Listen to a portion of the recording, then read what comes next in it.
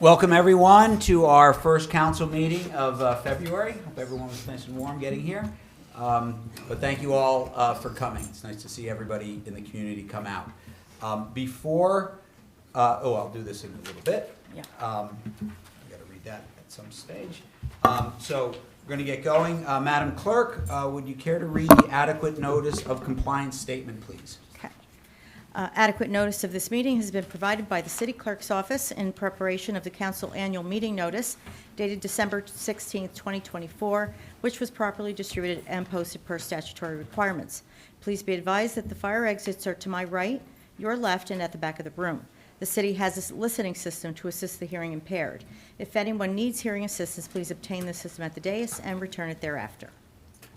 Thank you so much. Roll call, please. Mr. Boyer. Present. Ms. Hamlet. Here. Ms. Kalmanson. Here. Mr. Pulowski. Here. Mr. Smallwood. Here. Ms. Toad. Here. President McTiernan. Present. All right, at this time, looking out into our audience, Mr. David Guida, would you like to lead us in the Pledge of Allegiance, please? You know it. I pledge allegiance to the flag of the United States of America and to the republic for which it stands, one nation, under God, indivisible, with liberty and justice for all.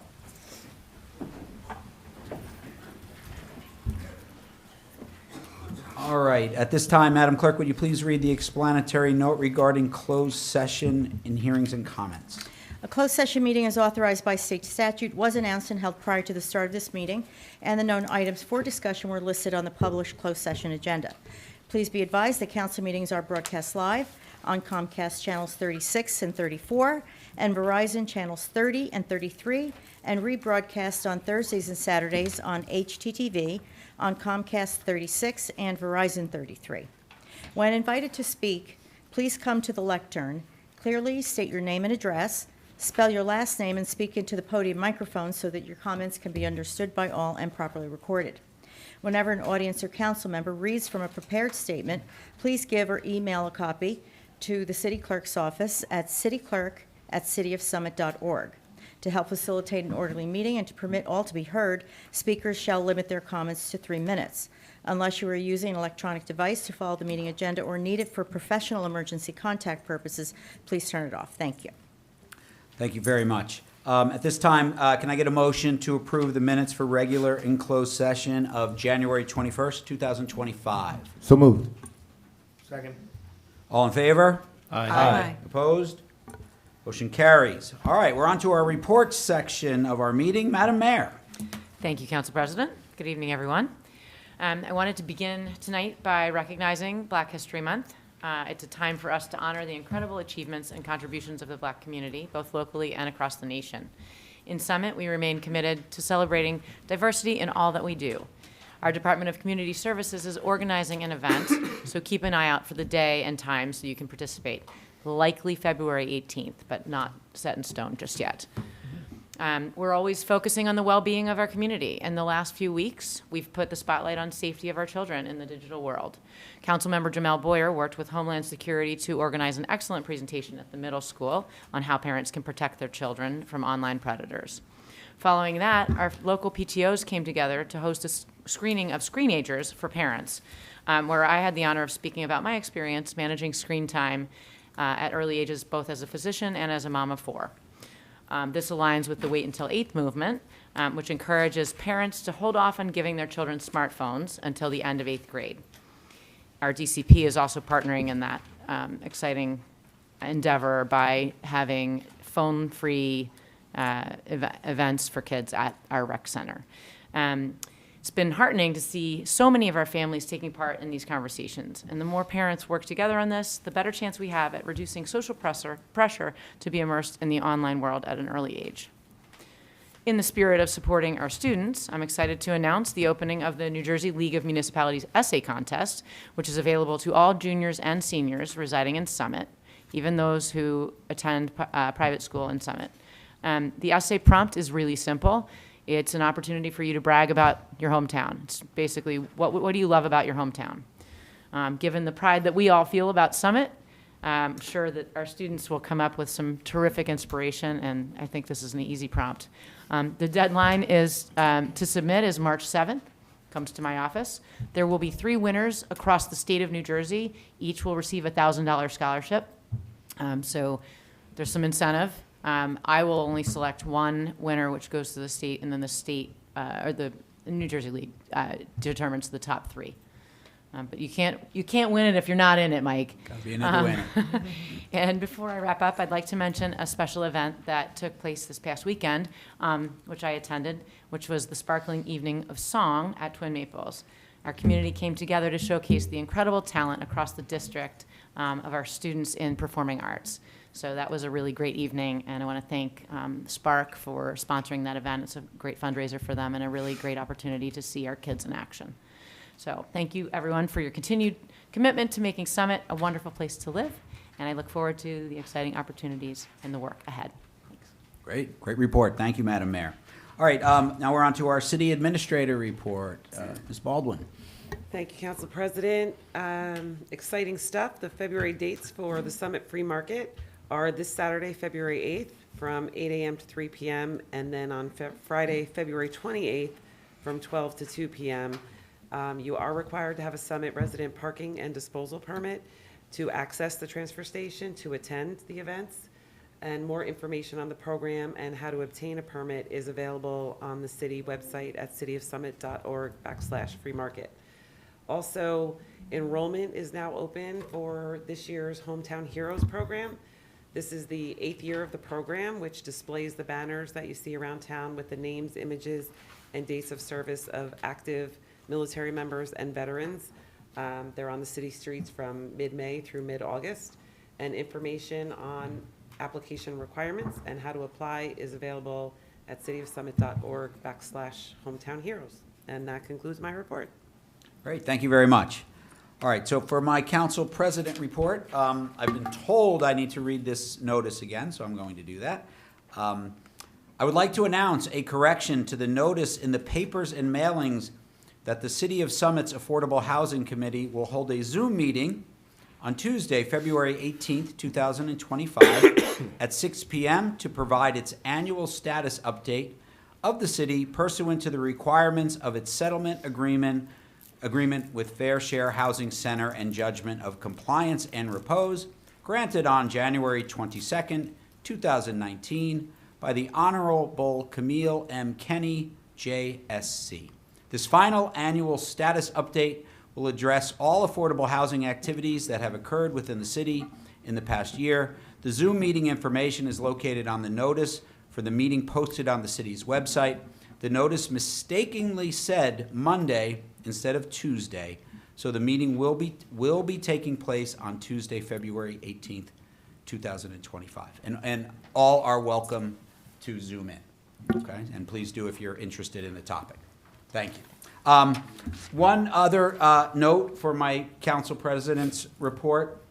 I'm really psyched. I'm going to be attending. Others should show this Saturday, February 8th at 10 a.m. at the library.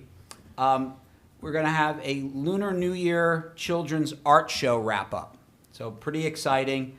We think there'll be roughly 70 just incredible, amazing pieces of art that Summit children have presented, and there's going to be a little speech, some awards, group photos, loads and loads of fun. So if you are around, come down to the library, 10 a.m. on Saturday. I will see you there. And that is it for my council president's report. All right. Let's move on. One of my favorite parts of the meeting every time is our historical minute. Councilman Pulowski. Thank you. On a side note, if anybody would like to see last year's art show winner, it is hanging on the wall outside of the council room, right to the left when you leave chambers. As for the historic minute, we have Bonnie Morrison tonight, who I guess I don't want to say what the topic is because it might ruin the surprise of her presentation, but thank you, Bonnie. Thank you. Bonnie is on the Historic Preservation Committee, so that might be a little bit of a hint. Okay, the subject is Summit and the Community Food Bank of New Jersey. A few brown ShopRite paper bags were at the side door of 45 Prospect Hill Avenue most days when Aaron and Anthony got home from school in 1975. The bags disappeared into the garage by dinner. From the garage, they found their way into the back of the family truckster, a wood-paneled Ford Country Squire station wagon. Sometimes that 70s classic made a pit stop at St. Teresa's Church on the way home from school. The kids in the back seat relished the opportunity to shop for candy at the Speedy Gonzales mini market, while Mrs. DiChiara ran into church and returned with even more brown bags full of canned vegetables, kidney beans, Campbell's soup, rice, and pasta. Aaron and Anthony's mom was always doting on her family, generously giving her kids and their friends attention and care. The brown bags outside the door seemed an insignificant detail in a busy family's household. Indeed, the neighborhood kids never knew what happened to all those bags after they helped load them into the station wagon. As it happens, when the wagon could hold no more bags, Mrs. DiChiara backed out of her garage at 45 Prospect Hill Avenue, turned left out the driveway, past former Energy Secretary, this was during the oil rationing, and also the former Secretary of the Treasurer, William Simon's house, demolished in 2024. Took another left turn under the train tracks on Springfield Avenue and continued east to downtown Newark, where she pulled over by the sidewalk and handed out food to grateful folks. Her kindness squeezed in between cooking dinner, teaching CCD, driving her children to and from school, and helping with homework, launched the largest anti-hunger organization in New Jersey and became the source of 90 million meals every year. Today, the Community Food Bank of New Jersey's permanent home is the former Kraft Building with 285,000 square feet, or 5,000 station wagons worth of warehouse space. Mrs. DiChiara's legacy, of course, is the Community Food Bank of New Jersey, which isn't going anywhere, thank goodness. Summit has a long history of volunteerism and service to others, and we follow her example to this day. But it is lamentable that the original location of this crucial group, a 1925 Tudor Revival-style house that is a contributing structure within the North Side Historic District, will soon be no more. Another casualty of an out with the old and in with the new mentality the Historic Preservation Commission hopes to slow. With the loss of that house goes another physical piece of Summit history, but we always will remember Mrs. DiChiara, her selflessness, and the great institution she founded. Oh, thank you Thank so you. much. Thank you, Bonnie. Thank you. Okay, we're going to move to our presentation portion of our meeting, and we do have one today. For people who've been paying attention, there's been talk of needing work done on our tier garage. That's been in our capital budget presentations. So that will be looked down, and eventually our capital budget will be approved March, April, somewhere in there. And so we thought it was important that we have O&S Associates come in and really tell us what is going on with our tier garage. So, please. Thank you. Thank you very much. City of Summit wanted O&S Associates to look at the parking structure, the tier garage. So I just want to introduce our company. Excuse me, just so people can hear you at home. Yeah, that's perfect. Yep. Okay. So O&S Associates was founded in 1996, began as structural engineers and expanded into other fields. Our office is located at 145 Main Street, Hackensack. That is the main office, and we have branches all over the country, 8 branches. We have about 100 architects, engineers, and designers, MBE certified. My name is Suchi Jayasena. I'm a professional engineer, also QPSI, that is Qualified Park Infrastructure Inspector. I'm one of the principals at ONS Associates, and I'm also the Chief Structural Engineer. I have a master's degree in engineering, licensed in 17 states, 27 years of experience, and I'm with ONS since 2004. And I manage the parking garage division. So this is couple of things we do: parking, building envelope, MEP, architectural, civil. I'm not going to go into too much details. I just put it to include everything. And again, we have about 18 engineers, architects.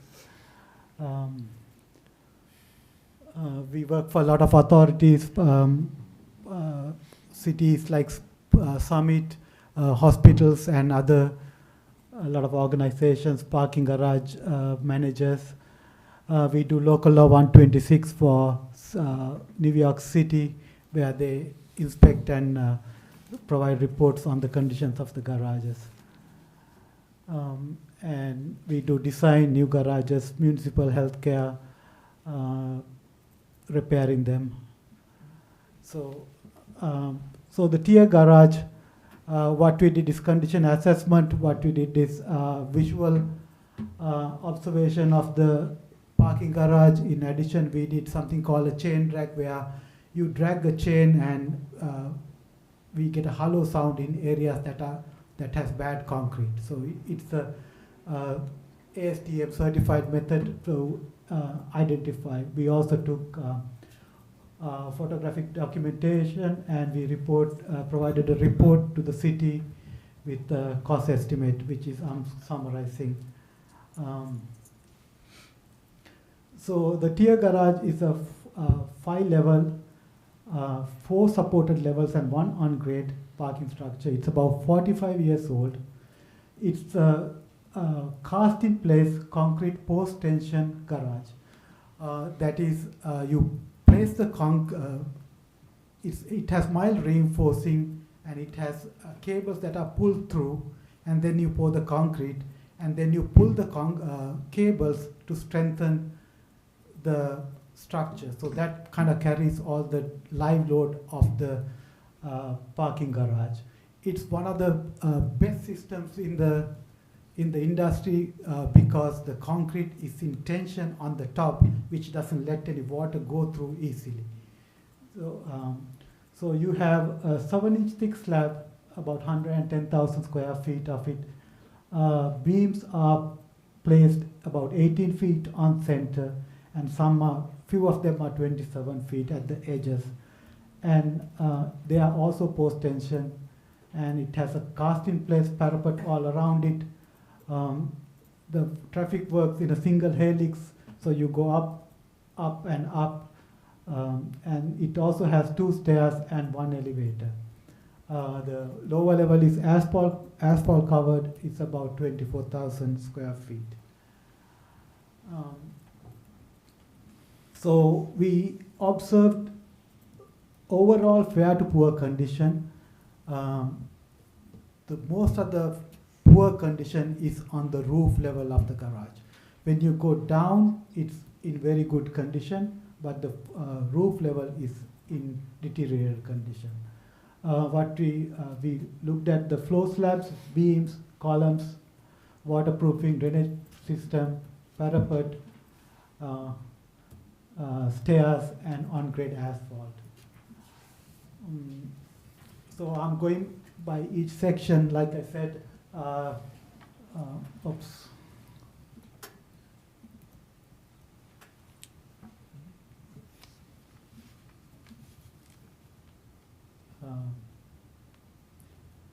So sorry about that.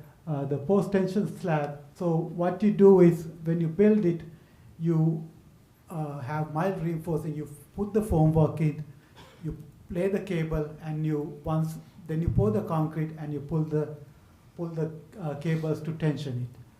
Like I said, lower levels are in fair condition. Roof level is in poor condition. We observed spalls and cracks So on the roof level, we notice that there are strips along the beam that is spalled. This is because there is the mild reinforcing that is on top. Water has got in there, corroded.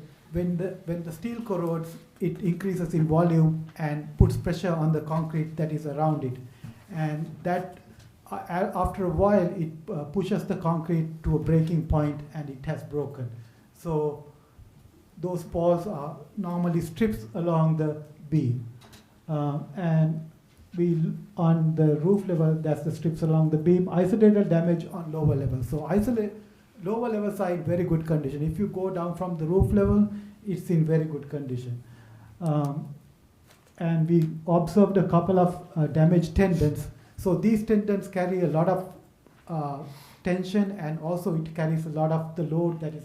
So if you break one or two, you can live with it, but if it breaks many of them, then you got to go and repair them. So, what our recommendations are: partial depth slab repairs on those strips of along the beams. If you find any tendons, we'll repair them. Full depth slab repairs in certain areas, and I'll talk about this a little later. Slope the ends of roof level. It's holding water, so I'll talk about it in the next section. So beams and columns overall in good condition. We saw isolated spalls and small tendon pockets. So when you pull these cables, one end is it's called the hard end, which is it's fixed in there, and then you pull on the other end. So that end is buried inside the concrete, and the other end, because you tension it after, it's kind of open, and then you cover it with a little bit of epoxy. So we found that a lot of these pockets are open, and our recommendations are patch repair the beams and the columns, and tendon pockets you apply a coat, because it's very thin. Even if you patch again with concrete, it just falls in another couple of years. So there is no reason. We can put some epoxy paint that covers it and protect it. The traffic barrier waterproofing system. So your garage has a full traffic barrier waterproofing system. So what it does is protects the concrete from water going in. If you look to the side, the system consists of 4 layers. One is the primer. It's a very thin layer, and then you have a base coat, which is the real waterproofing system. It's 30 mils thick. 30 mils is 0.03 of an inch. And then you have the intermediate coat, which we put with sand, and then you have a top coat, which is 12 mils thick. So on your garage, the roof level is deteriorated. There's a lot of damage, and it's in very poor condition. And also on the lower levels, we see a lot of around the turning areas, it's wearing off. So our recommendations is to replace the roof membrane completely, take it down, grind it down to the concrete, and put the full system. And in areas that we are repairing also on the lower levels, we'll have to put the full system. And on the other areas, all the areas, we can put if the base coat, the waterproofing layer is in good condition, we can put the 2 top layers and make it get the same warranty that we can that you normally get. So that is our recommendation on the waterproofing. Stair towers, you have 2 stair towers. There, one is enclosed, other one is open, even though there's a roof on the top. The stairs we found to be in poor condition. They have a lot of issues with, it's improperly sloped, so the water is holding. We found a cracks and spores on the stairs. So we need to do extensive repairs on the landings, and there is also one expansion joint right next to the where the stair connects to the garage, and we need to replace that.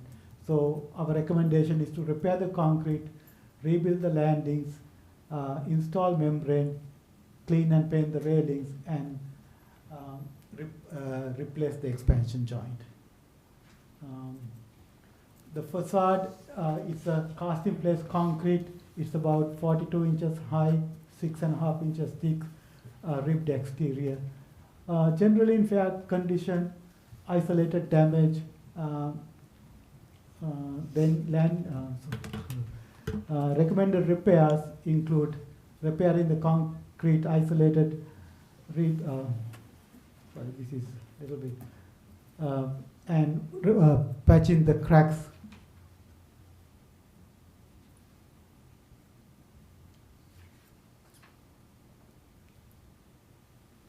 So we go to the drainage. So drainage is very important in a parking garage, because if you hold water, it goes down and damages the concrete.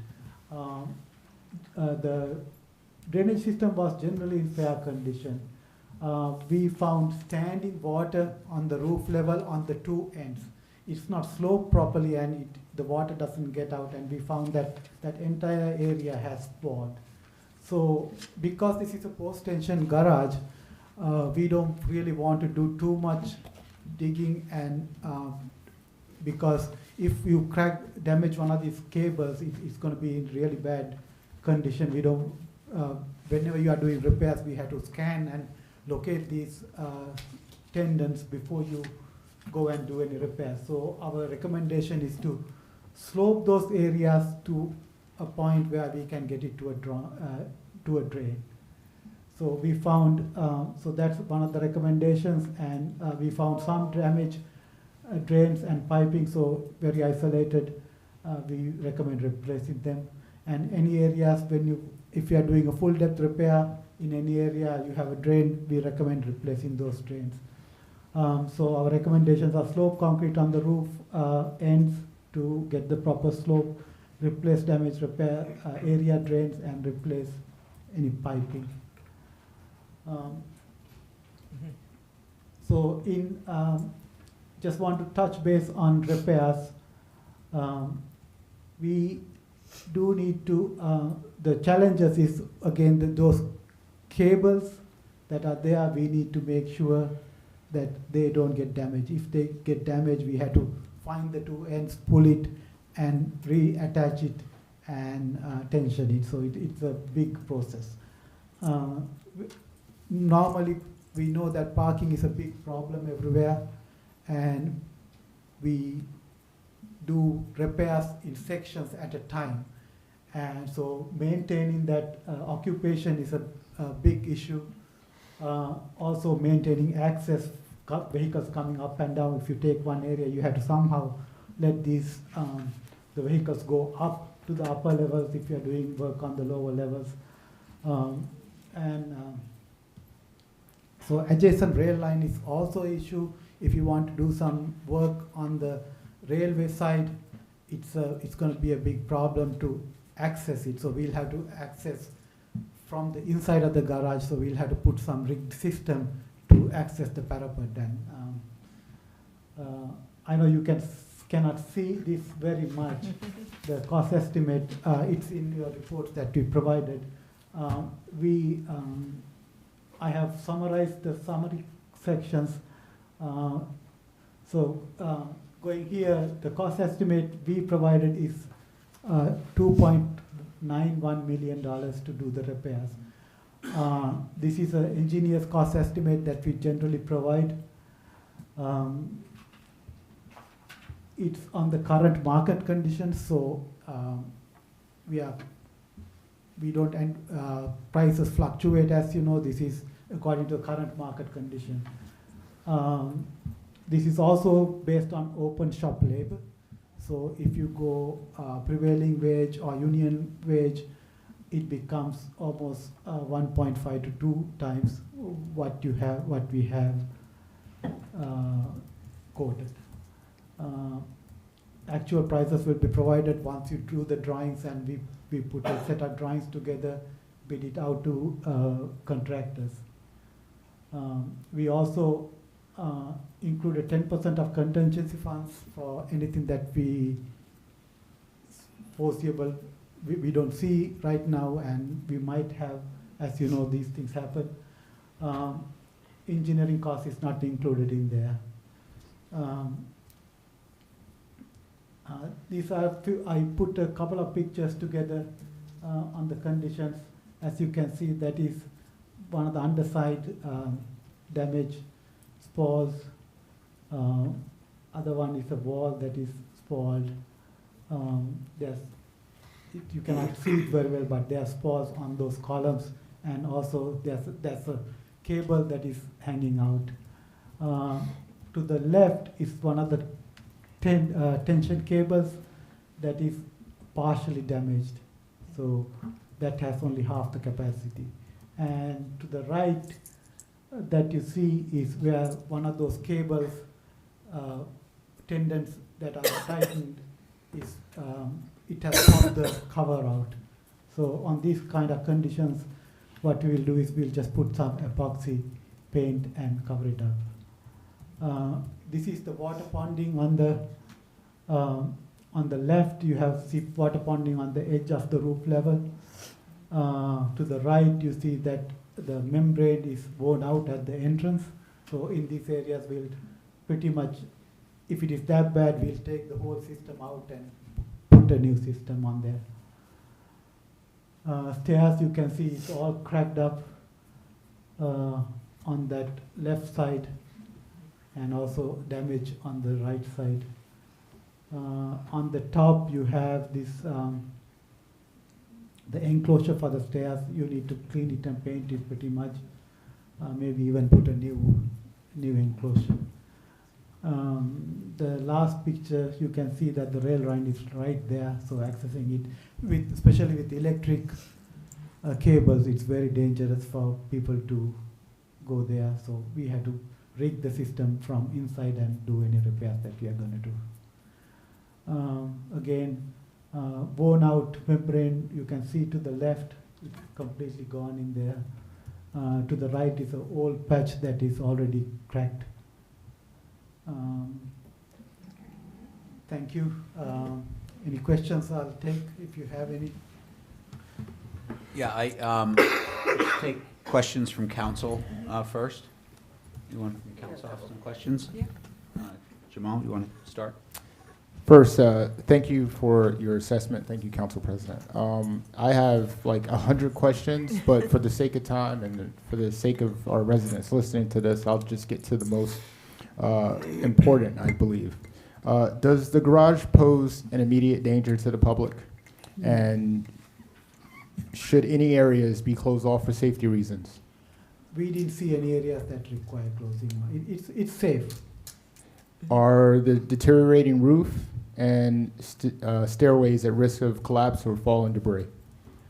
We didn't see any debris that could fall, but there are some areas maybe we should knock it off if there is a couple of spores. Spores as in mold? Spores. Spores. Spores. Oh, okay. Cracks, okay. Cracks, yeah. Any weight restrictions we should be concerned about right now? No, we didn't see any structural damage. Cables are still in good condition, so you should be okay. So the garage right now is safe for continued use while repairs are pending? Yes. And last question. What is the most urgent repairs needed, and how soon must they be completed by? So the roof level is the critical area. That's where the this budget, half of that is going to the roof level, really. So I would say that's where you need to start. Okay, I had Yes, couple- Councilwoman Toth. Thank you, Council President. Just a couple, when a garage begins to fail, how does it do it? Is it just sort of, it keeps going along in a straight line, Or does it limp, limp, limp, and then crash? Well, your garage is not in a, the most important thing when it comes to such a thing is the beams and the columns. Okay, And in your garage, it's in very good condition. okay, It's the floor slab that is really bad on the roof level. Okay. So your garage is not in any okay. danger. No of that. pancaking in the near No, future? no. Thank you. Okay. That's good to know. Yes. Any other questions? Councilwoman Hamlet. Thank you for coming. It's very helpful. I think it's important for the community to understand. Sometimes we go through a capital budget process and we say a garage needs to be fixed, but to actually see the actual problems with the garage is helpful. So one of the things I noticed was in your report, you mentioned that you had looked at the 2008 report by Boswell, but you weren't able to identify what repairs have been made from 2008 until 2024. Have you since then been able to look at what repairs that we have made in that garage? We saw some patch repairs, I think I showed one of them. See the picture to the right, that's that patch, that's one of the patches that have been done.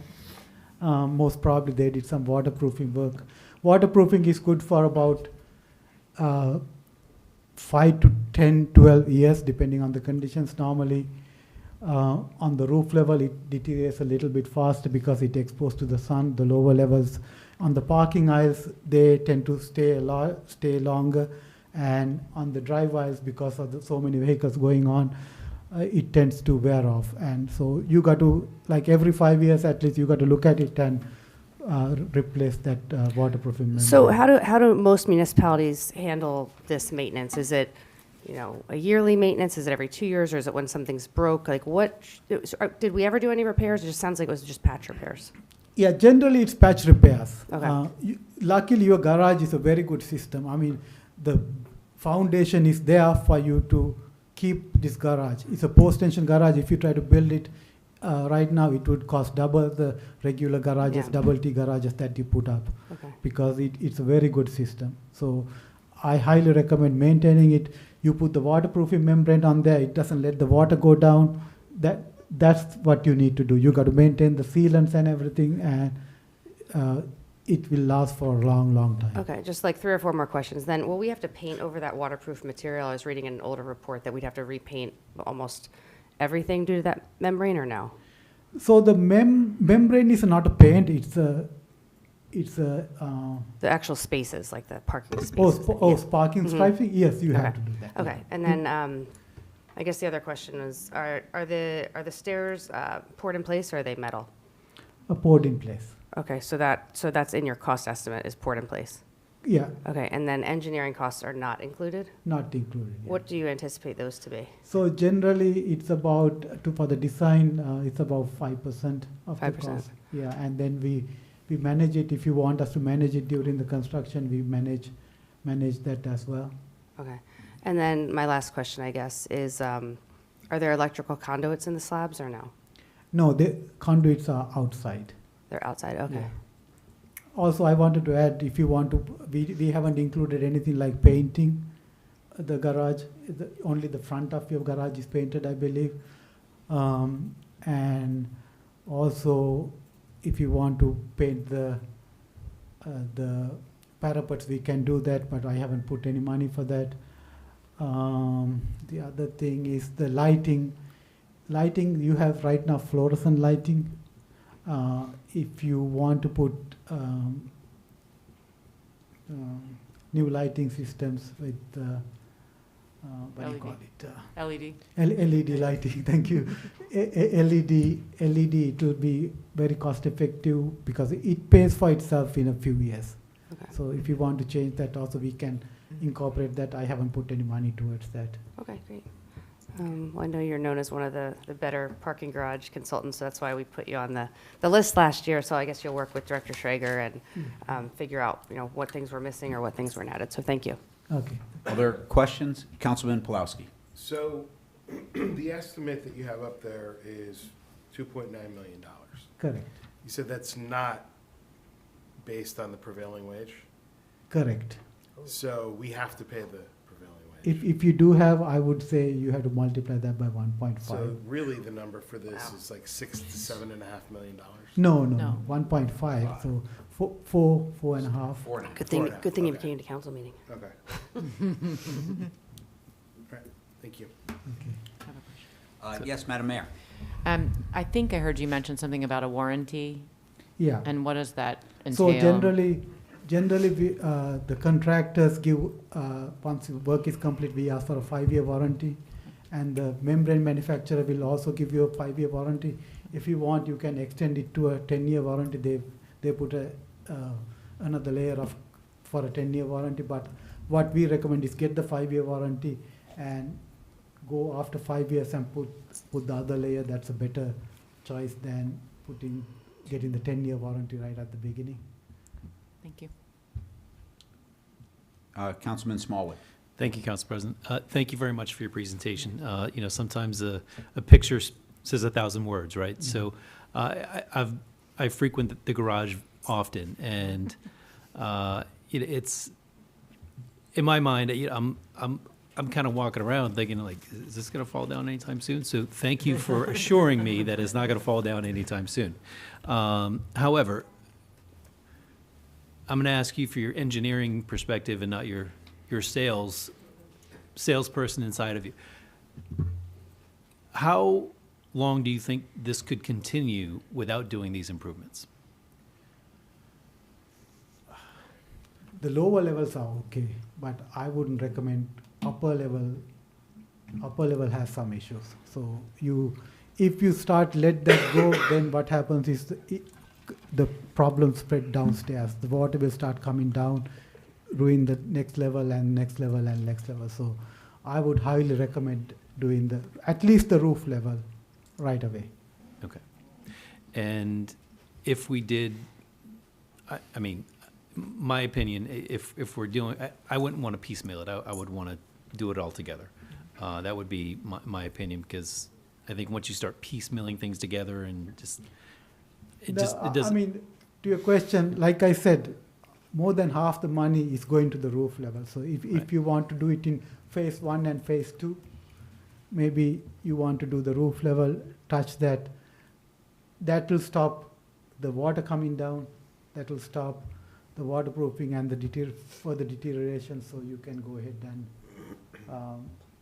wait a few years if you want for the lower level. Okay. And with this type of project, if we did a phase 1 and phase 2, what's the typical time frame in terms of completion? Let's say if we did just the roof, what you're recommending is the most important part, versus doing it all together. What is the time frame for doing just the roof? What's most important now, and also what's the time frame for doing the entire project? So the roof level, I would say you can do it 4 to 6 months, depending on the contractor you hire. They have capabilities. Some people have less, some people have more capacity to do. So I would say 4 to 6 months you can finish the roof level.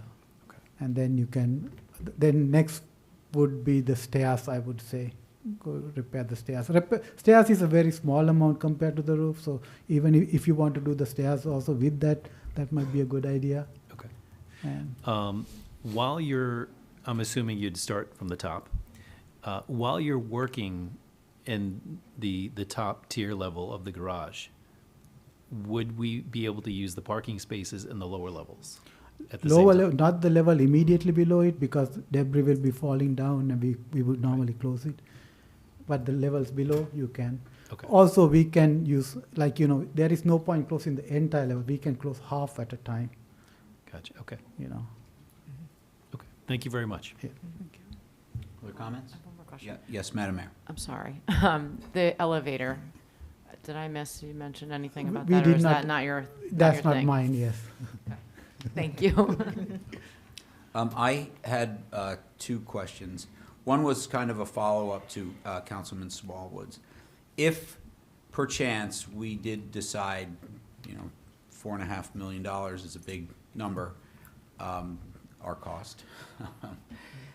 If we decided to split it, I would assume doing it in halves, the total project would cost more, because you'd have to come back to start again.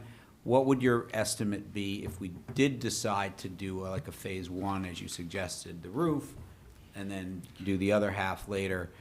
Would it be an extra 10%, 15%, 20%? Just, and I know I'm putting it on your spot, just an estimate. I would say it is less than 10%. Okay. Because it's mostly the mobilization, demobilization kind of fees that you need to pay. Of course, you got to keep in mind that prices might go up with the materials and labor. That's not included there, but otherwise, yeah. Okay. And then secondly, you mentioned on the roof that there was these sloping issues. Is that just a wear and tear issue, or was that something that our contractors who did this originally didn't do properly? I mean, my question goes to, do we have any ability to go talk to these people about how they might have installed our deck improperly, that we have water pooling and things like that? The garage is about 45 years old, so I don't think you have. We wouldn't find them, is that what you're saying? Okay, But- just thought I'd check. But it does seem like original design issue, actually, because normally floors don't go down like that, so it is original. So there was a sloping issue to Sloping begin issue, with, yeah. okay. And then I did have one more thought. When you showed particularly that first picture, the aerial, to me, that top roof cries out for solar panels. And I know, Councilman Smallwood, you've been on about this and such like that. If we're doing work on this type of thing, is there, I'm sure your engineering company's thought about this, does it make sense to maybe add something like that on, at least for wiring and things like that? You can put solar panels. We just got to. The unfortunate thing is we didn't get too many original drawings, I believe. So we don't know. We got to do a little bit of research on the foundations and all that systems to figure out. But one good thing is when your garage was designed, at least the live load capacity was 50 pounds a square foot, or it may be even a little bit higher depending on the time. But right now, it's 40 pounds a square foot. So you have a little bit of capacity in there, so we probably can make it work. We just got to do some research, dig up a couple of foundations and see what the size is, and maybe do some soil testing to see what is the capacity to figure that out. But we have installed solar panels in other garages. One thing we recommend is, there's a couple of, like Bergen County Justice Center has a garage with solar panels in there. They had issues with, they have sections of solar panels, and when it snows and snows get stuck there, they have to close the roof level because ice keeps falling. So you got to think about all these things and figure out, make sure if you're closing it, maybe close it completely to make sure that that doesn't happen, or find a drainage system or something like that. And put it in along with the design so that you don't have that problem. All right. Well, maybe we can kick this to a committee to think about working, if we want to expand this project a little bit to encompass that. So it sounds like we have some work to do, but it's probably worth Councilman doing. Yes, Councilman Boyer. Just one more question. So you were talking about the lights. At some point, we'd like to put in cameras, right, at our parking garages. Yeah.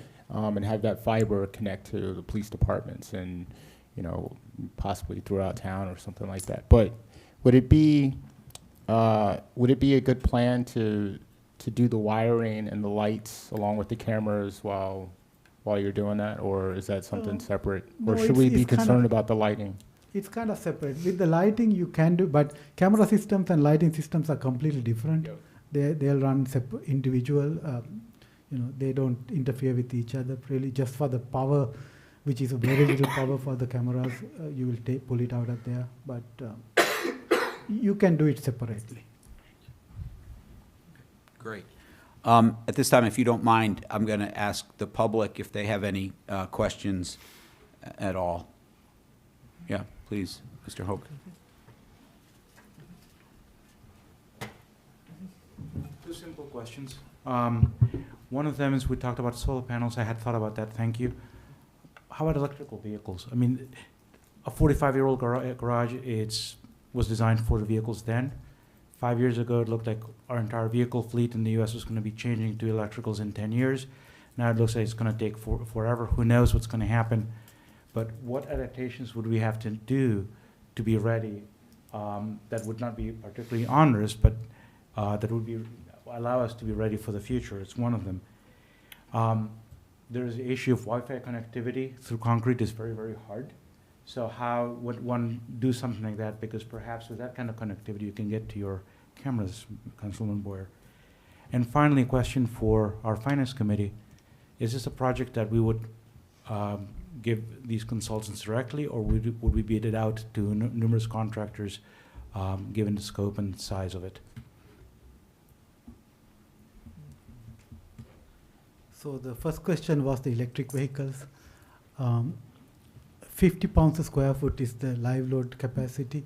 So generally a parking garage stall is 9 by 18. So it gives you a capacity of 8,100 pounds. So unless you are parking all Hummers, Humvees or whatever, generally you are okay.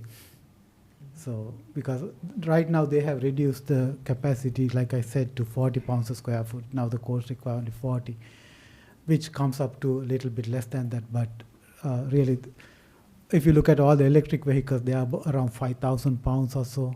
So you are really okay. Why I'm not an electrical engineer, so I'm a structural engineer, but I think we haven't found that to be a bigger issue. We have seen it done in a lot of other garages, but I haven't heard anybody saying anything that is connectivity is an issue or anything like that. Thank you. And then I think, we'll rely on our engineers and our parking professionals to figure out what the best way to bid the project out, so, and on our advice, so, thank you. Other questions?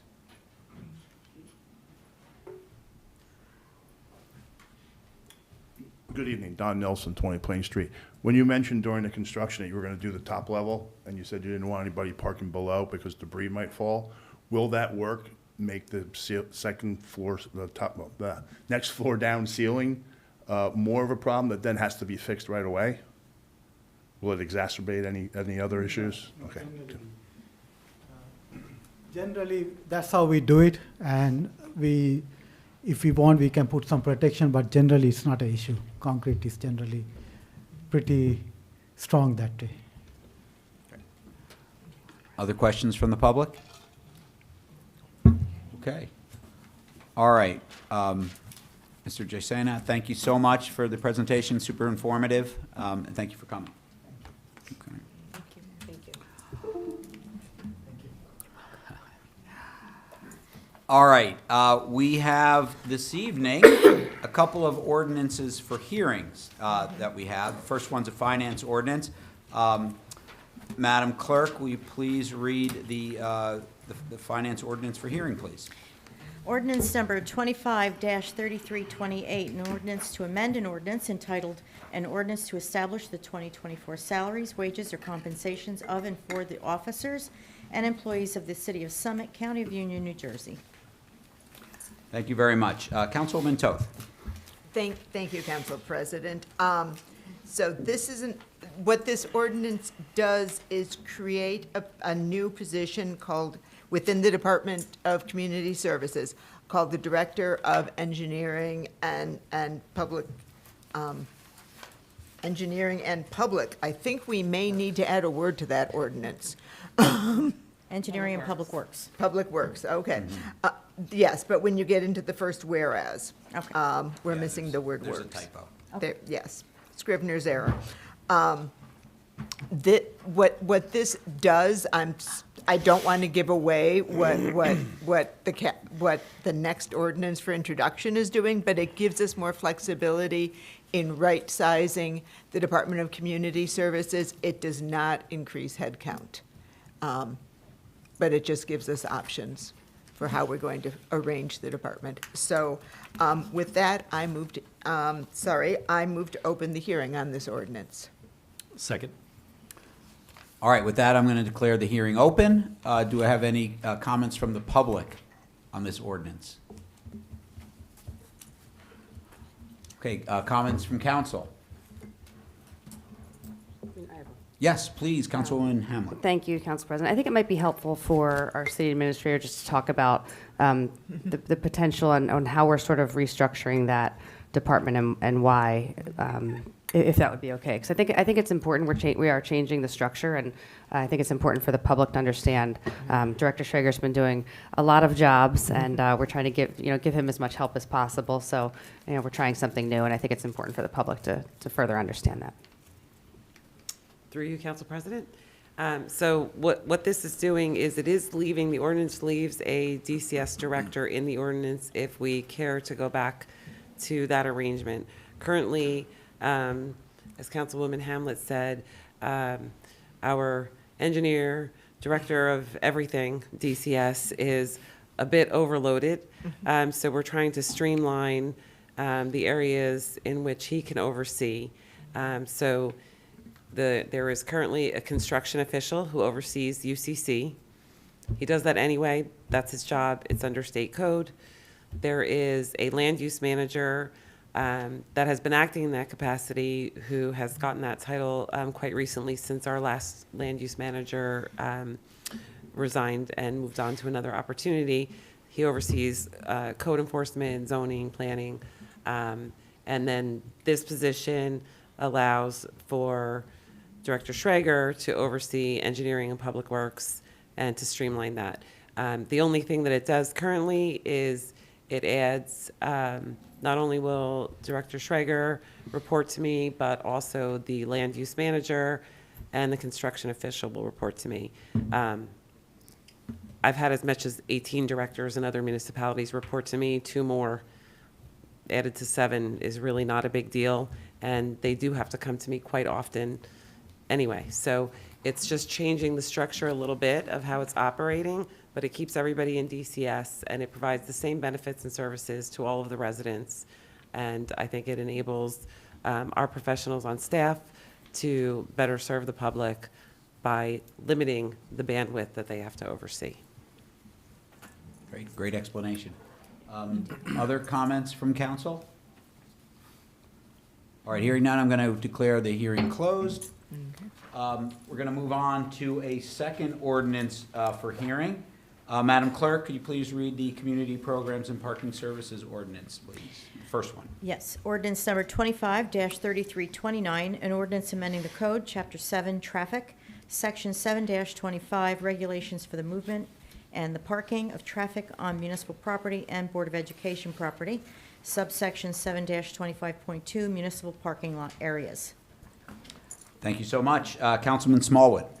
Thank you, Council President. I do want to mention real quick that on packet page number 11, there was a Scrivener's error, and it should begin with, for non-residents, reservations and payment of $14.95 per day is required.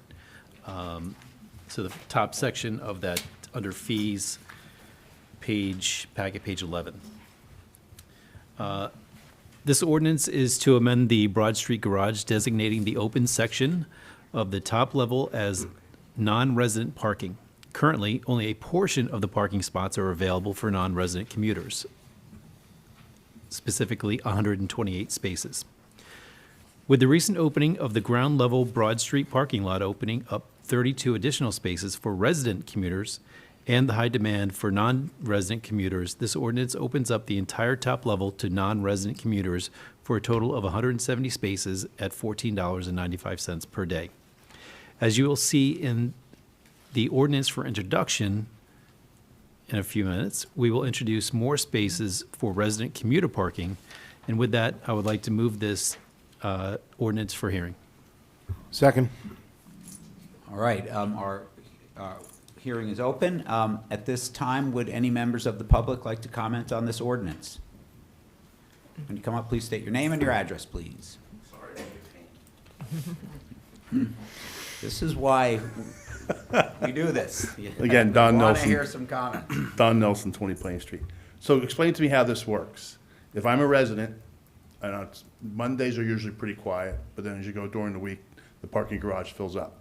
I have a couple of people, my daughter works in the city. The other day, she could not find a parking spot in the tier garage. So she called the parking authority, there was a woman, somebody at the parking authority, at the parking garage, and said, you can park in the post office lot. Luckily, she was able to work from home. But how would this affect residents when there's more non-residents parking? We're taking 170 spots and only giving us 32 more. Shouldn't there be like and then how do these people call in? They call in at 5 o'clock in the morning, they call in the day before? How does a resident know they can't park there? So if I go to the Broad Street parking garage, and I can't find a spot, and I drive all the way to the top, and there's one left, am I gonna get ticketed? So those are some kind of questions that I have. All right, thank you. Thank you. Other comments from the public?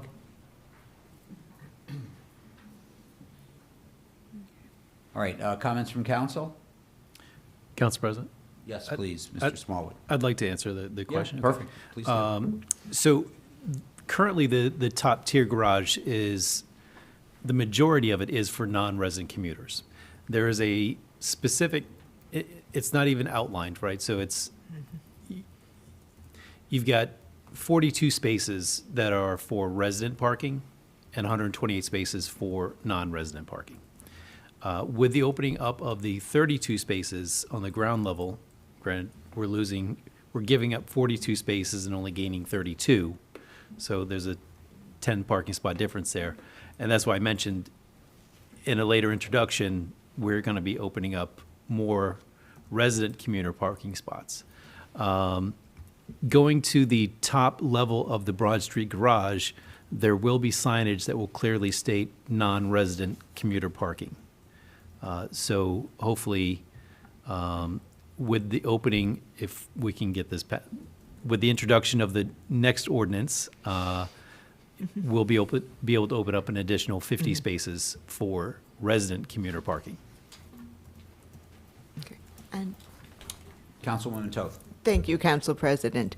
And also, post-COVID, the parking lots behind the post office and the Chestnut Street lot, which had originally been for downtown employee parking only, have been opened to residents and to commuters. And I have never had a problem finding a space in the post office parking lot. That's always available, and that's also a very close walk to the train station, just from the other direction. Councilwoman Hamlet. I don't want to throw a wrench into this, but, I've been looking at the empty lot counts from Nicole Sawicki.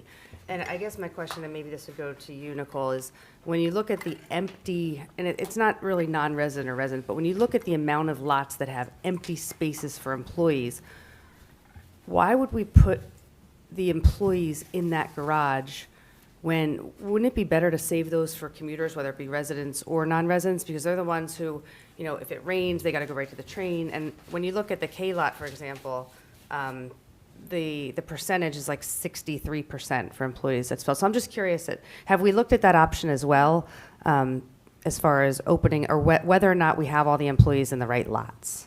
Because they sort of seem staggered everywhere. And then, just a question, I don't,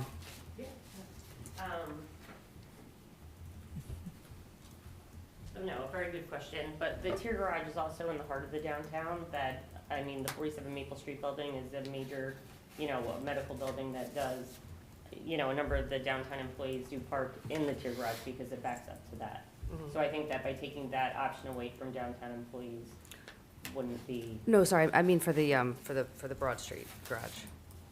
to take the Broad Street garage away from employees. I was just asking whether or not it made sense to have employee parking in the Broad Street garage.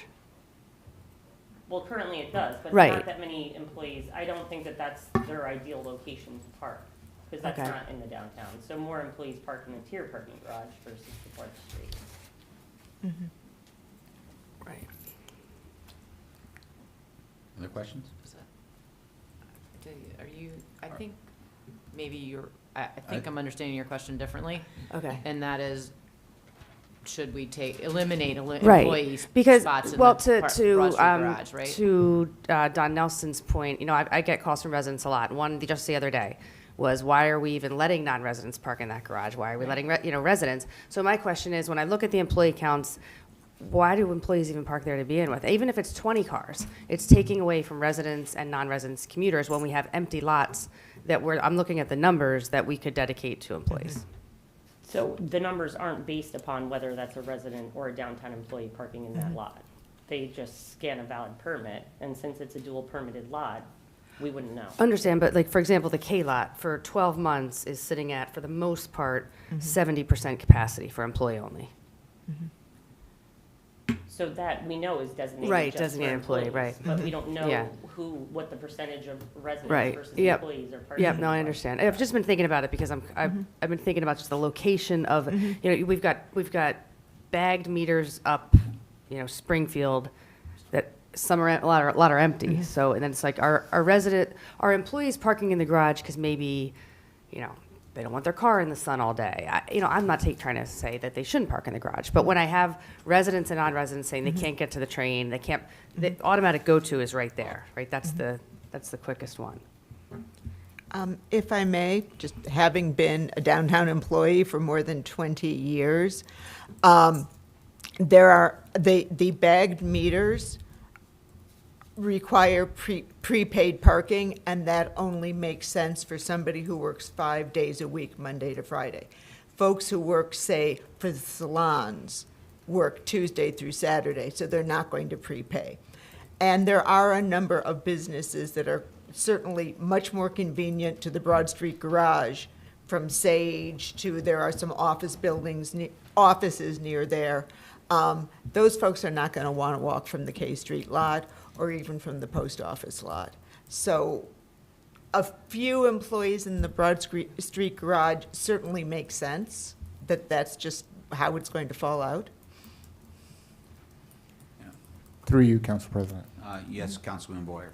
So at the end of the day, we're going to have 82 resident spots being open, correct? Is that what I'm hearing? Okay. But Yeah, we have 32 open now, Now, and then an additional, what we have on average in the tier garage that are open, typically on average 50 spaces. 50 spaces, okay, on average. So, yeah, so 82, like, available.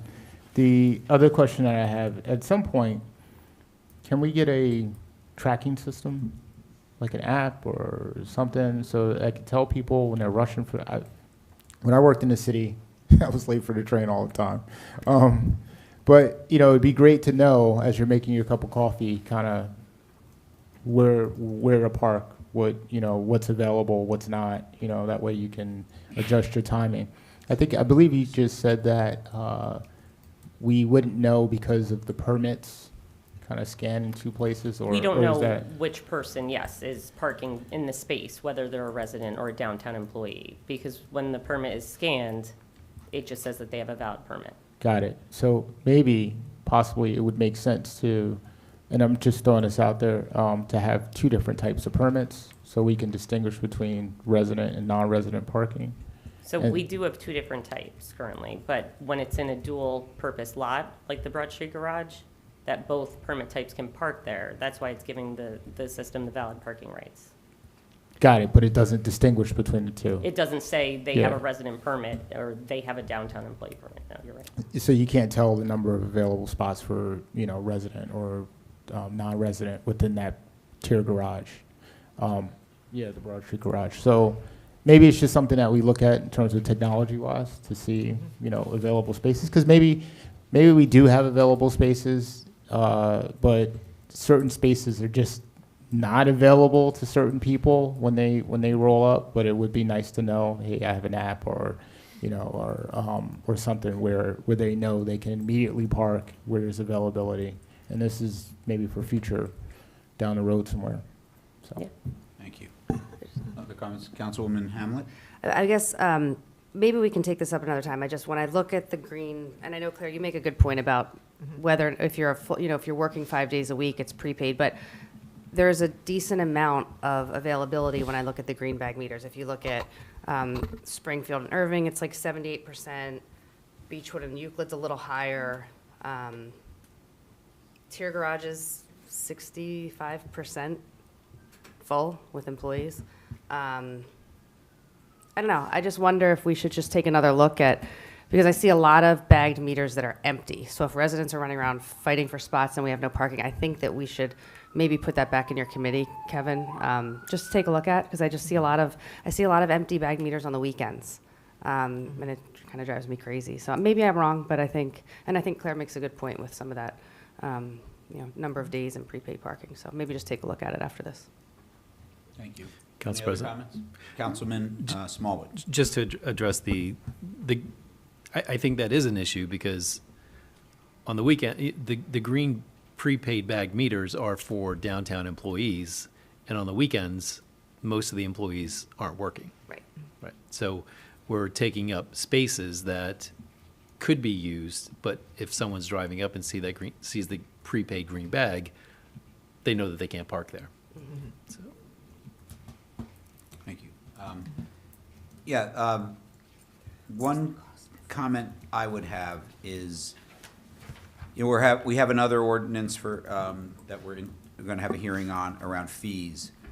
When was the last time we looked at the non-resident parking fee of $14.95? That was Is it last year? Have we just raised it? increased Just a few years ago, yes. Okay. It was $12.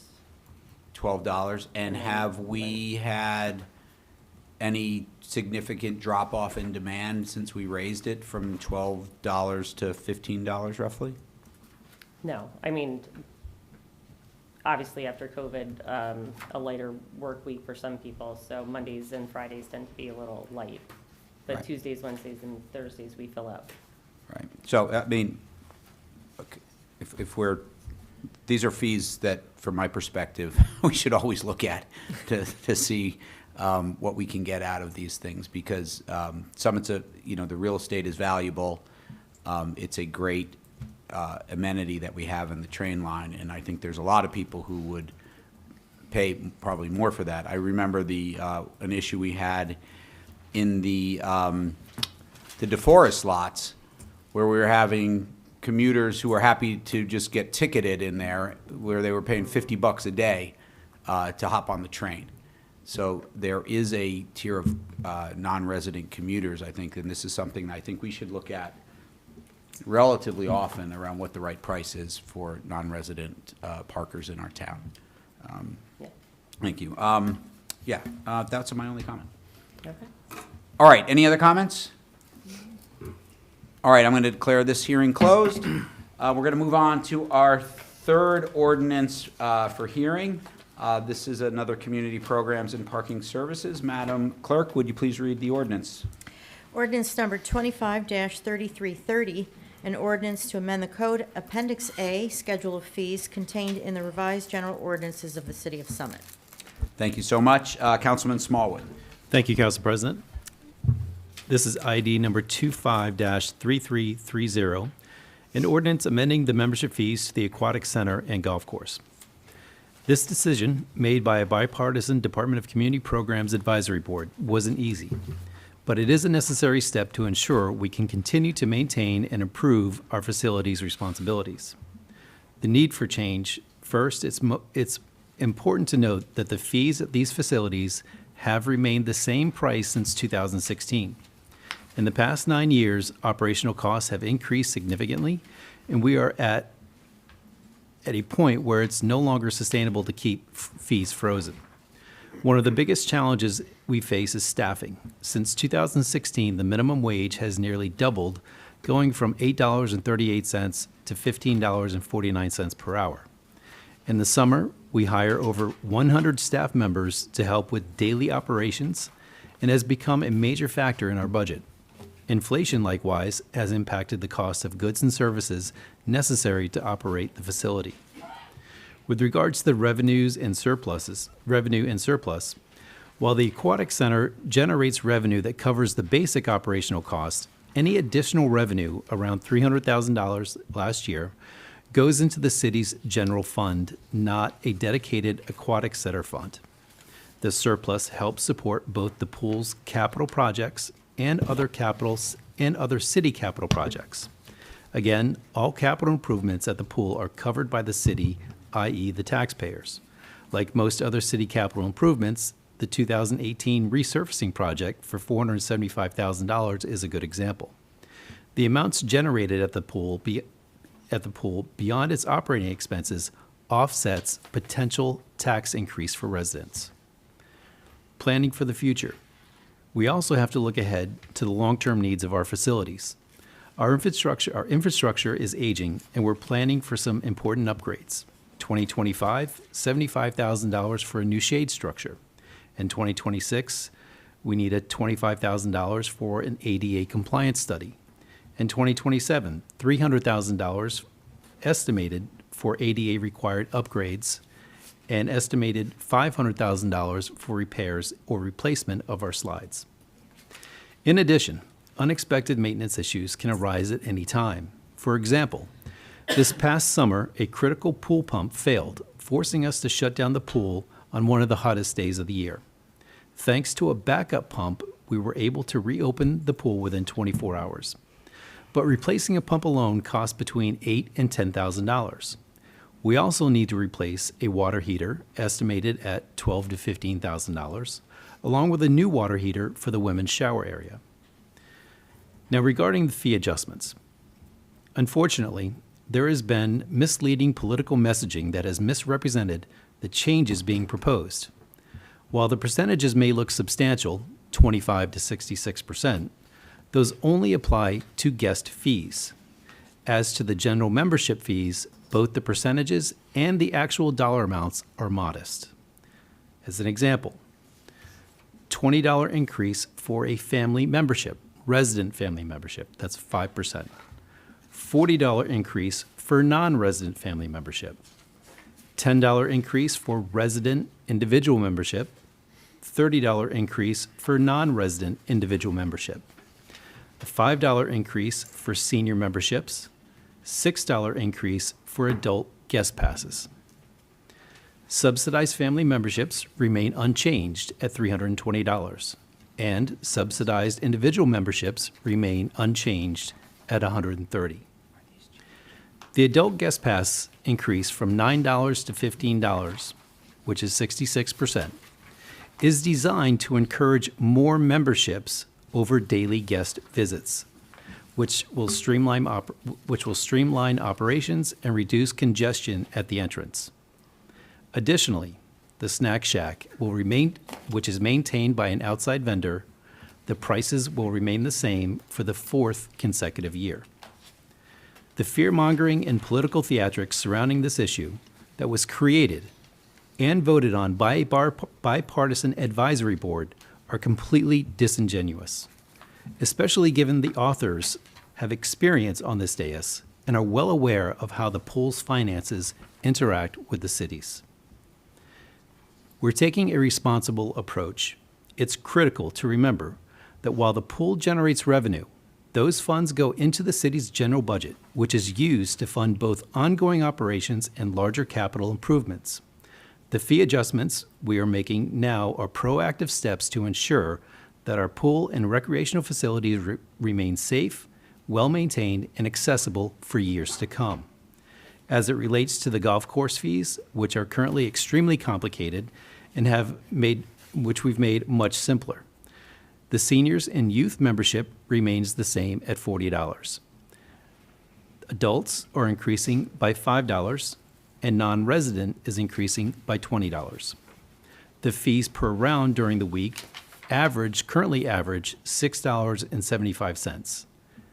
We're proposing to increase them to $7, and guest fees to $9. On the weekend, the member fee per round will be $10 and the guest fees $12.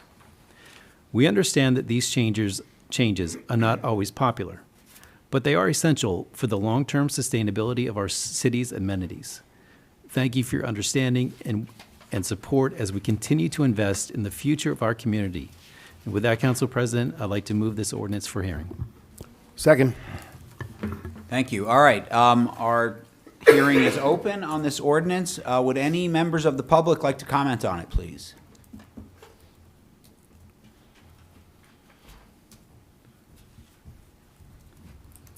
Chantal Garcia Landman, Landman. I'm at 128 Beekman Road. First, I have some questions about the basis for this increase. The pool's operating at over $300,000 profit, as you mentioned, and the golf course is breaking even. So why do we need to increase fees? What is the problem we are trying to solve? If the increase is intended to cover capital improvements or other expenses, what are they and why are we making them now? Why are pool and golf fee increases the best source of funding? In 2024, Council committed to a budget with a stated goal to secure grants for some of the Department of Community Programs capital improvements. Have you exhausted all of those grant opportunities? More information and transparency would be appreciated by the public. Help us understand why this makes sense, or let's work on a better way to solve the problem. Second, just because you can doesn't mean you should. Summit's pool fees are lower than some of the neighboring municipalities. We should highlight this as a feature of our city, use it to attract new residents. It's something we should be proud of, not an argument used to justify an unnecessary increase. The proposed fee increases will have a disproportionate impact on fixed-income seniors and lower-income families. Summit families and seniors are struggling to keep up with increases in expenses as it is. As a weekly volunteer at Grace, I see firsthand how residents of Summit are struggling to buy food, pay rent, access healthcare, and more. Let's treat our residents with dignity and not force people to make yet another difficult choice in making ends meet. Finally, I encourage you to reflect on how this ordinance aligns with your principles. Councilwoman Comments, Councilwoman Toth, you campaigned for more transparency, community, and fiscal responsibility. Voting against this ordinance is an opportunity to demonstrate your commitment to those values. Councilman Boyer, you've described yourself as, quote, a reduced lunch kid in a low-income household in Summit who consistently prioritizes the interests of all residents, including those in East Summit, end quote. You have an opportunity to reflect that prioritization by voting against this ordinance. Councilman Pulowski, when campaigning for council, you, quote, pledged to work tirelessly to find this hardworking community a little bit of relief, which should help out with affordability, end quote. Your promise of a little bit of relief can be honored tonight if you vote against this ordinance. Council members, you have an obligation to represent all of your constituents. We are counting on you to honor the promises you made to the public and act with integrity. Please vote against this ordinance. Thank you. Thank you for your comments. Her statement. Oh, if it's a, Emailed it. okay, fantastic, thank you. Other comments from the public? All right, comments from council.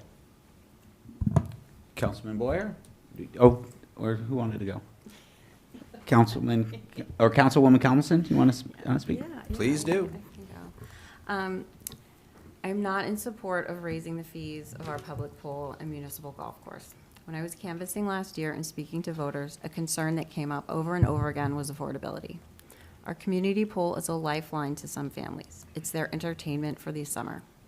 This is a time when our neighbors are feeling squeezed financially from forces beyond our control.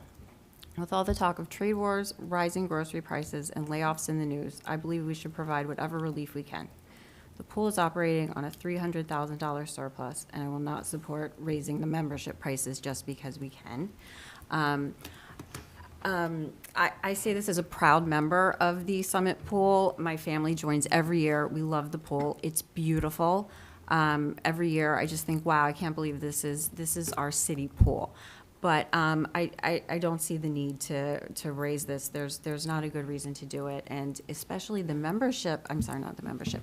The guest fees. I feel like that's a very steep increase, and I feel like I was wondering, is this designed to discourage people from bringing guests? Because when we bring guests, we bring in kids, my kids' friends that live in Summit, and for whatever reason, their family did not invest in a membership. Last year, I could bring 3 kids for $21 during the week.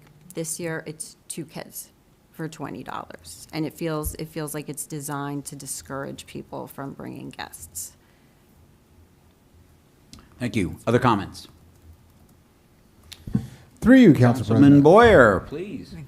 So the Family Aquatic Center slide and bathhouse improvements are projected to cost over $800,000 in combining 2026 and 2027. I've also seen what happens when council delays necessary infrastructure repairs, like what happened at the roof at Tadlockville. So ensuring timely maintenance is critical. That said, I completely understand the concerns about affordability. As a resident myself, not rich, not broke, just getting by. It's a line from the Beatnuts. I love the part out. I do feel the sting of any fee increase. Costs for field hockey, lacrosse, band, field trips, and even school lunches all add up. And affordability in Summit remains a major concern for me. One key point to note, yes, I was a reduced lunch kid, and my parents didn't have to pay for anything, really. And especially this increase will continue, especially our residents at the Summit Housing Authority. There's no increase for anyone that's a reduced lunch kid. So that's a good thing. But secondly, I'd like to kick this over to our business administrator. Sorry, Tammy, but I think that the residents need a rundown of why this $300,000 is needed. I mentioned some things about capital improvements in the year 2026 and 2027, but I'd like to kick it over to you so that you can give a full breakdown of why this cash is needed. Please, our business administrator. Through you, Council President. I think that a couple of the points have already been made, but when you're looking at our overall budget, yes, it appears that the operations of the pool, I think they were about 370 or 360 last year, but you're only looking at the operating budget. And then the revenue was anticipated, I believe, at 640. I believe we collected 670. That's what I see in my financials, waiting for the auditors to confirm that my numbers are correct. So at a glance, that looks like $300,000. So I think Councilman Smallwood talked about capital projects. We did have a pool resurfacing for $470,000. I can't recall other ones prior to that. I know that there were some before my tenure here even began. That debt service runs over, depending on the type of project it is and the useful life associated with it, it can run 15 years, 20, 25 years, even 30, depending on the structure. So I'd have to do some lengthy research to break down every capital bond that we go out for notes for to tell you which part of it was a DCP. I could do that, but I'd have to look through ordinances.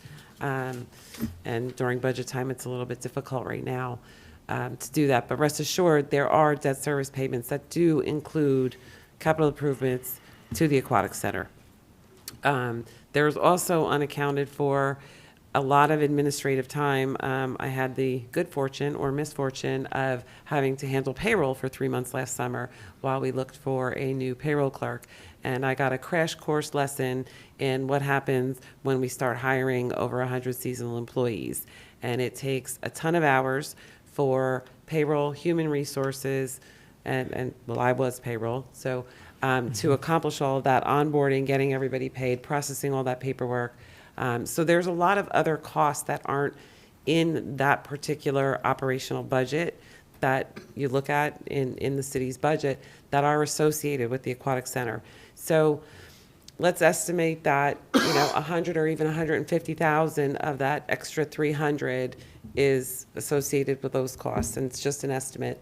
So you leave 100 or 150 to 200,000 that's left. That money goes to the general budget. When you look at all of the revenues in the general budget, the aquatic center revenues are in there. That helps offset the taxes, so it's coming right back to the residents of Summit in that fashion. If we don't have that revenue, then we either A, have to cut a service to account for that, $100,000 to $200,000, or we have to figure out some other method of revenue. And I can tell you that I know the Economic Advisory Committee has worked on it. Revenue sources are shrinking. They are not growing for municipalities. We are limited. We live in a town, we're very fortunate, where there is a lot of donation opportunities and people are quite generous.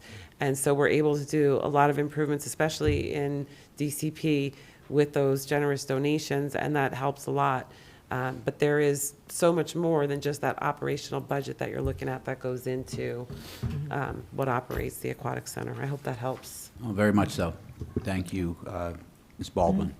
Do you have any other comments? Yeah, that through you, want? Council President, just to finish up. So, at the end of the day, if this $300,000 that you can kind of use for if something breaks down or something needs to be fixed, if we don't have that, there's a possibility that we raise taxes, right? I mean, you have to get the revenue from somewhere, correct? So, and with the increase of the minimum wage, I just want the residents to know what the impact will be if we don't do it. It's easy to sit up here and say, well, let's not do this. Let's not increase anything, right? That's the easiest thing to do. That's the easiest decision. Everybody's happy. Let's just keep it the way it is. However, the hard decision and the tough decision is to say, well, let's look for worst case scenario. If a pump breaks, the roof falls off, if we need more employees to work that summer, well, here it is. We can use it. But I think that we need to lay that out for the residents so that they can understand it. And I don't know if this needs to be done today. Maybe some other council members can opine on that. But I think laying it out for the residents so that they can see where the money's going would be beneficial. Thank you.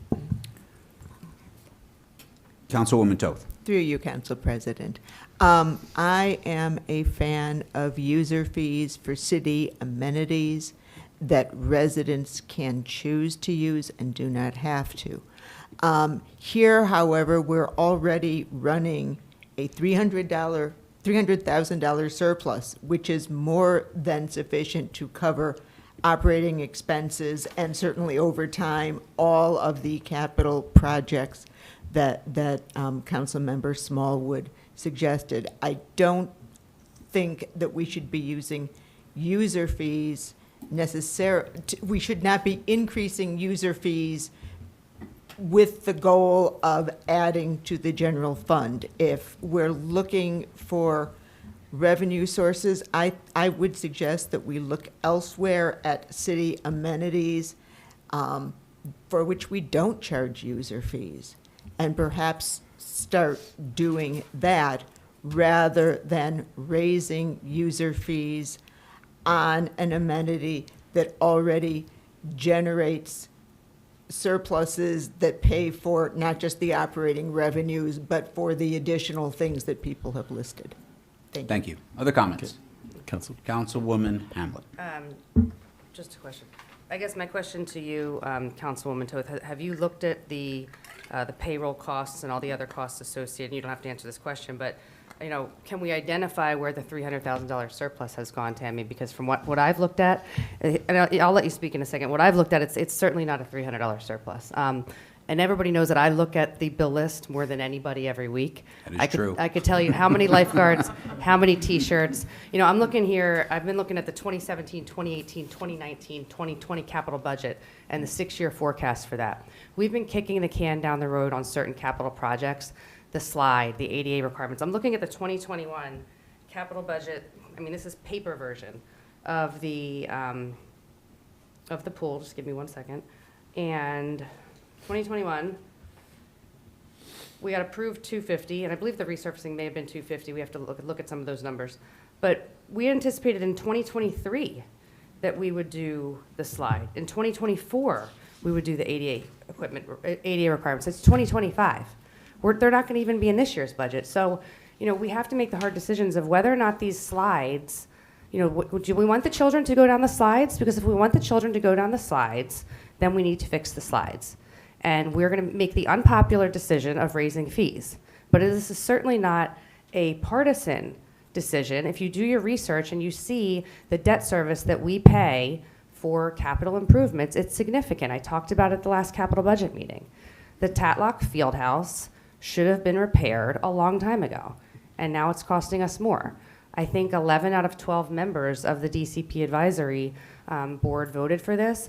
I will say I'm open to sending it back to finance if Claire has a strong opinion, and she's looked at the fact that we've certainly sent a $300,000 surplus back to Tammy, but I don't think we have. And I'd like to hear from David Guida as well, if you don't mind, David, just about the capital projects. And you know, there are a lot of city costs. We have a gentleman who runs our pool that is not that is in the DCP in Aaron Schrager's budget. We have David Guida, we have Mark. There's a lot of city time that you don't see in here.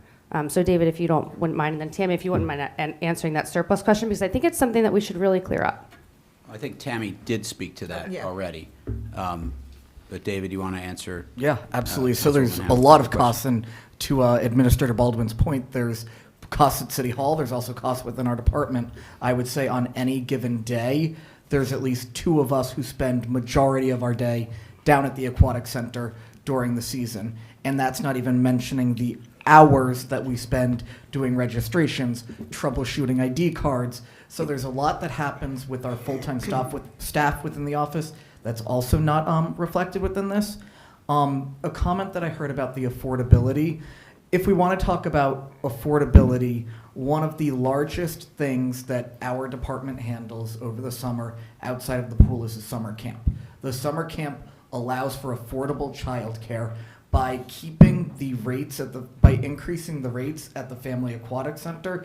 It will in turn allow us to maintain the camp being so affordable, because a lot of these capital improvements that we have coming down the pike, like the basketball courts, like the family restroom that is part of the ADA upgrades, all of that will go to enhancing the camp experience, and ultimately that also enhances the experience of all the other members, but keeps the price for that childcare down.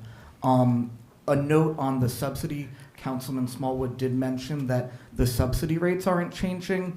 At the same time, we do have a departmental policy that even if you do not receive the free and reduced lunch, but you can come to us, fill out a form, and express a hardship, as long as you can provide some sort of backup, that free and reduced lunch rate will be honored.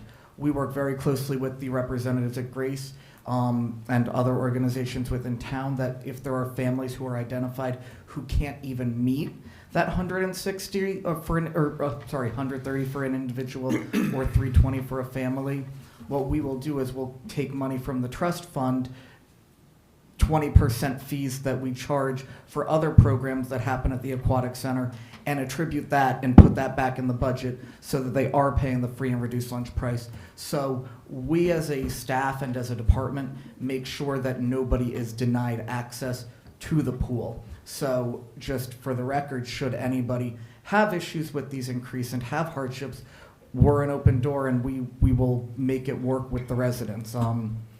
Does that, in the capital projects, we did look it up today, it was $475, and all of this, when we calculated it today, it looks like there's going to be an expected $50,000 of additional revenue from the pool. This $50,000 isn't even going to cover the capital project that we're looking at doing this year, which is the basketball courts and the shade structure. So while $300,000 is a large number, there's debt service, there's additional fees that are not reflected, the soft costs, and even this increase is not going to necessarily cover all of the improvements we plan on doing over the next couple of years. Thank you. Do you have, Madam Mayor? I think one of the questions that the resident raised was about grants. Could you speak to that a little bit? Because I know you work hard on grants. Yes, we look at every single grant that we can. I mean, there was a grant that even came through today that had to do with supporting individuals with disabilities, and I'm like, oh, maybe this can go towards our family bathroom and the ADA upgrades at the Family Aquatic Center. Every grant that is made available, especially the state and county grants, we jump on them with the grant writers right away.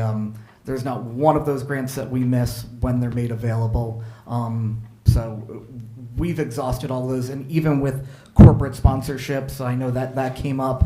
The well is dry. We tap on every single person that we can. Great, thank you. Other comments? Councilwoman Comments. Thank you, Council President. I just had a few things that I heard and I wanted to clarify. One was talking about raising the membership rates, and that if you don't raise the membership rates, people's taxes might increase. So are we saying we'll tax the pool members so we don't tax the entire city? That's what I heard. If we're No, raising these, that's is not that how what? it works. No. But I think somebody made that point. If we don't raise these, we're going to have to raise people's taxes. No. Yeah, but Somebody that's not what I said that. But No. Okay.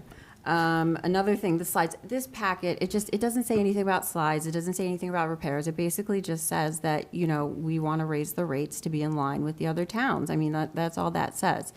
Additionally, I just think it's out of touch. I think it's out of touch when we're raising the rates for the aquatic center. We're fundraising for public playgrounds, and we didn't fundraise anything for the paddle courts. I'm just saying, it just seems out of touch. That's the last stuff I'll say. Just a point of clarification on the paddle courts, there were several, there was a Union County grant that we got for that. There was a USA paddle court grant that we got for that. So there was and that dates back, I want to say, to 2018. And it's funny, I even remember in 2018 there was comments, why are you applying for this grant for paddle courts when there's playgrounds? So there's always needs in town that there's only so many grants that we can apply for to make everything work, and we try our hardest to leave every box unchecked. And to the point of affordability, like I mentioned before, we will work with every single resident with filling out that form and working out with free and reduced lunch rates. Thank you, David. Councilman Pulaski, you haven't had a chance to go yet? Yeah, people keep saying $300,000 surplus, but it's really not a surplus at all, right? The way that the pool's finances operate, it's within the city. It doesn't operate like a utility. The money that the pool brings in isn't specifically earmarked for all pool expenses.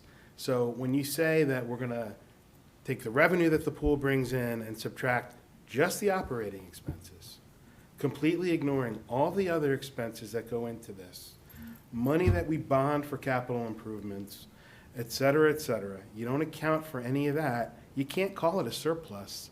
And to do so is very misleading to the public, and I fear it's for a purpose, but I just don't think anybody should be using that because it's just not a surplus. Thank you. And everybody up here knows better. through you, Council President. Yes, Councilman Boyer. I know it. Just give me 1 second. I know you want to move on. But I want to speak to the residents that this actually really impacts, because I'm one of them. We're not talking about subsidized housing, people that live in subsidized or getting subsidized. That's not what we're talking about, because there's no really impact on them. What we're really talking about is the middle class residents who have children, who have to pay for all these different things that get no help, right? But, the lacrosse, the field hockey, I mentioned it before. Yeah, we're feeling it, and I understand. I get it.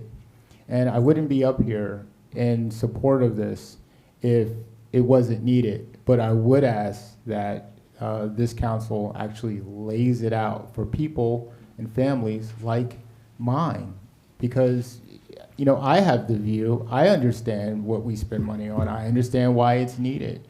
But maybe the residents out there who are sitting home saying, oh, there's another thing that I have to pay for. Here we go again, right? And it does matter for them, right? We don't have $2 million houses and, whatever, right? It's a real thing, and I understand it. I'm speaking to you. I get it. And we need to show you what this money is for. That it's just not, we're just not raising it for any reason because we just want to do it. We feel like doing it. There's a need for this. So I would ask this council and our business administrator, maybe we just need to be a little more transparent and lay it out better for our residents. I'll just say that. Thank you. Other comments? Councilman. Councilman Smallwood. Thank you. Yes, I wanted to touch on the grants. In fact, we had one of the pumps, the heating pumps for the pool broke.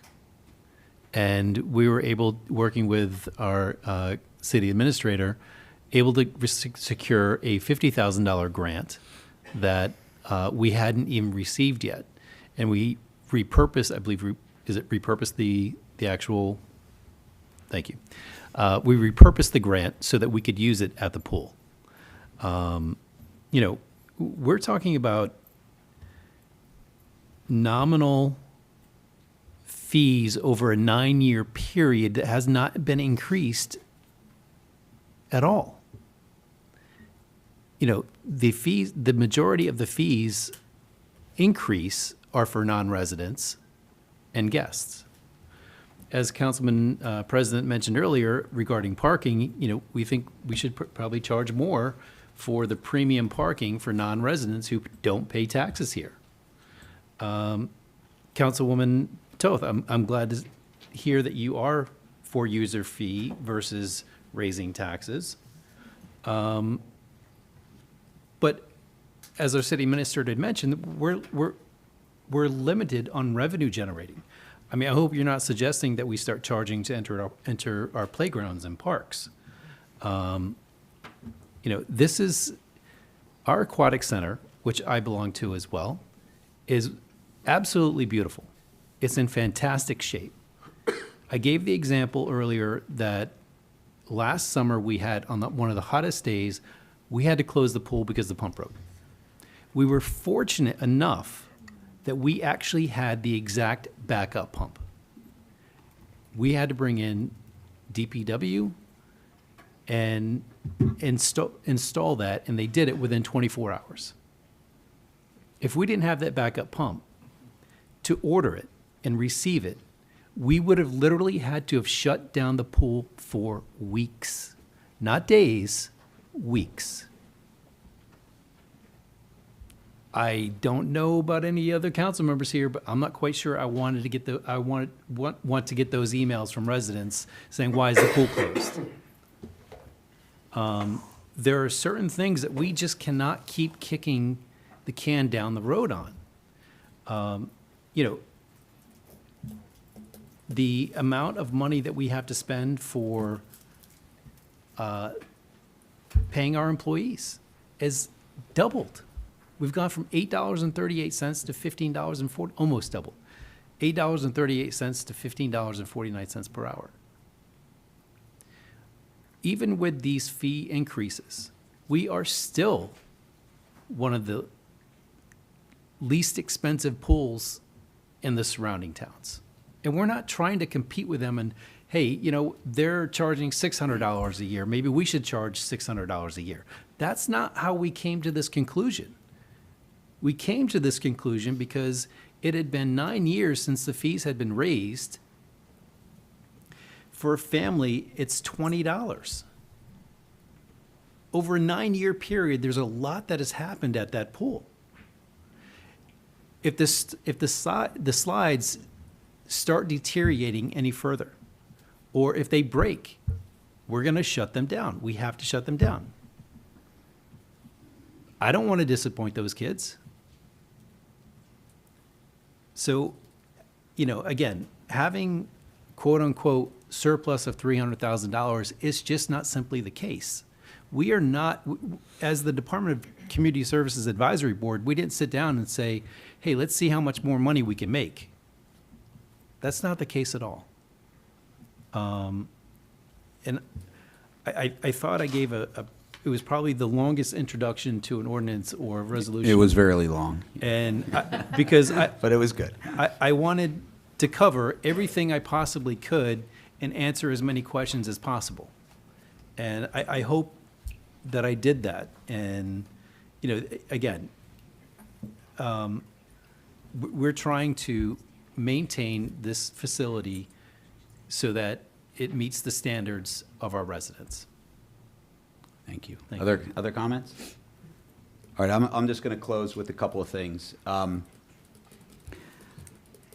When I saw this originally on the agenda, I'm like, all right, this is an ordinance. I thought we would talk about this for all of 3 minutes.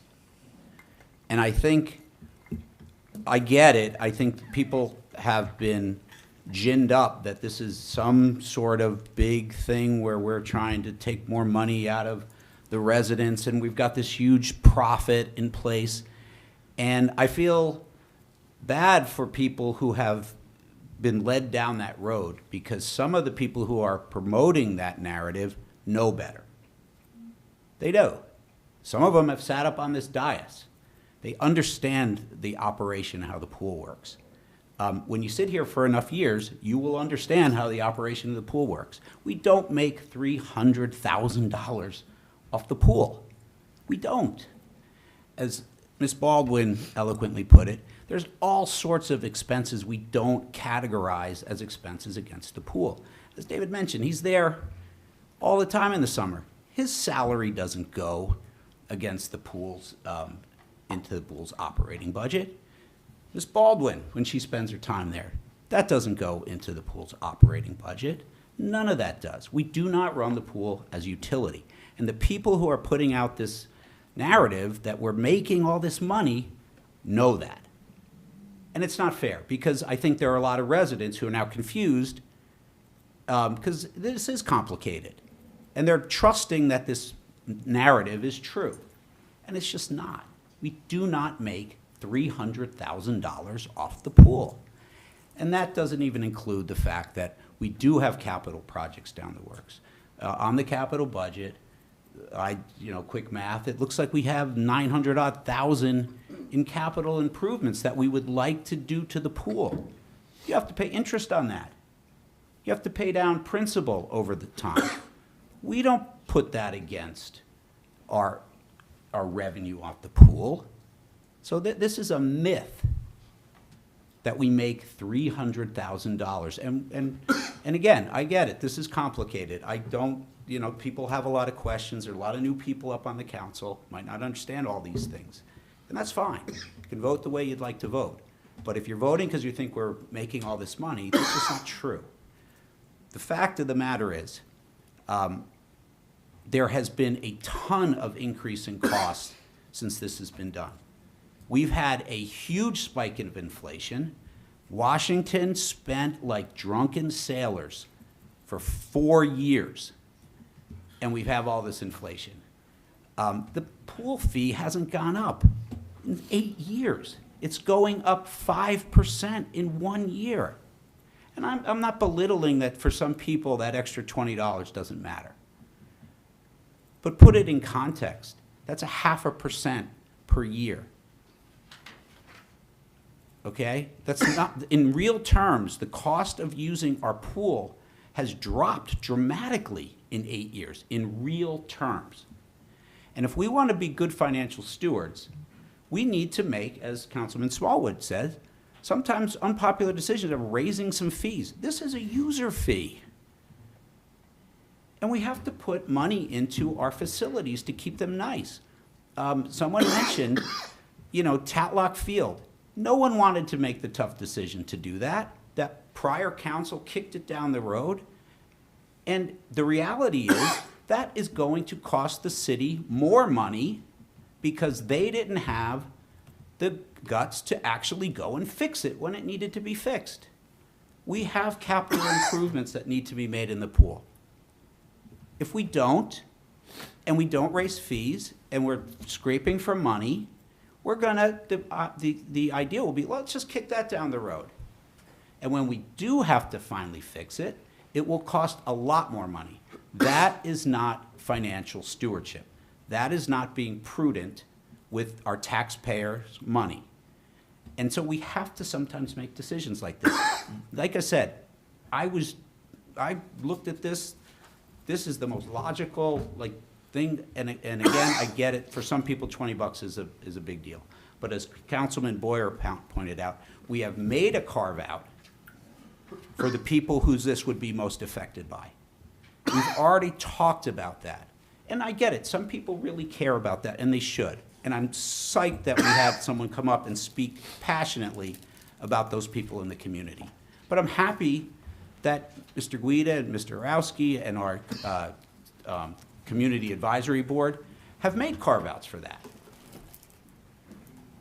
And this is a user fee. So I support this thing. I think it's the prudent, it's the fiscally responsible thing. If we want to be good fiscal stewards and claim that we are, this to me is a no-brainer.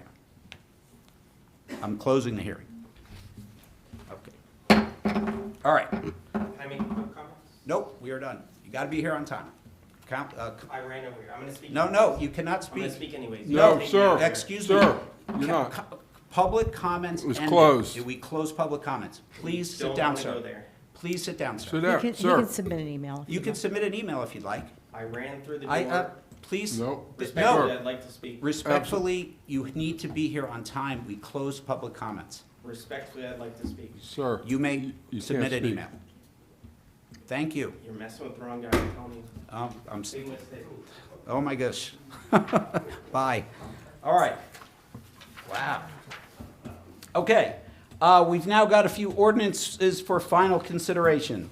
Madam Clerk, will you please read finance ordinance, the first one, please? Ordinance number 25-3328, an ordinance to amend an ordinance entitled an ordinance to establish the 2024 salaries, wages, or compensations of and for the officers and employees of the City of Summit, County of Union, New Jersey. Thank you. Councilwoman Toth.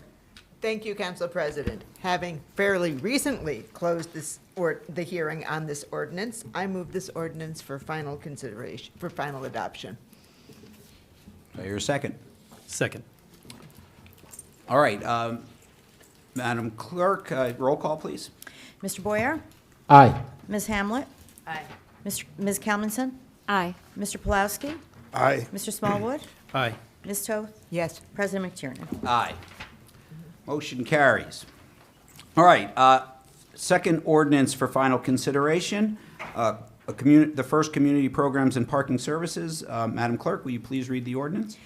Ordinance number 25-3329, an ordinance amending the code, Chapter 7, Traffic, Section 7-25, regulations for the movement and the parking of traffic or on municipal property and Board of Education property, subsection 7-25.2, municipal parking lot areas. Thank you. Councilman Smallwood.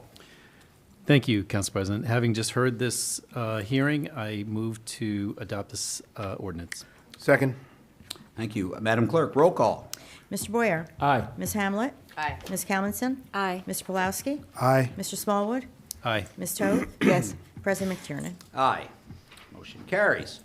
All right, second community programs and parking services ordinance. Madam Clerk, will you please read this one? Ordinance number 25-3330, an ordinance to amend the code, Appendix A, Schedule of Fees contained in the revised general ordinances of the City of Summit. Thank you. Councilman Smallwood. Thank you, Council President. Having just heard this hearing, I move to adopt this ordinance. Second. Madam Clerk, roll call, please. Mr. Boyer? Aye. Ms. Hamlet? Aye. Ms. Kalmanson? Nay. Mr. Pulowski? Aye. Mr. Smallwood? Aye. Ms. Toth? No. President McTiernan? Aye. Motion carries. All right, moving right along. May we have a 5-minute break? It's been 2 hours. Sure, let's have a 5-minute recess. Thank you.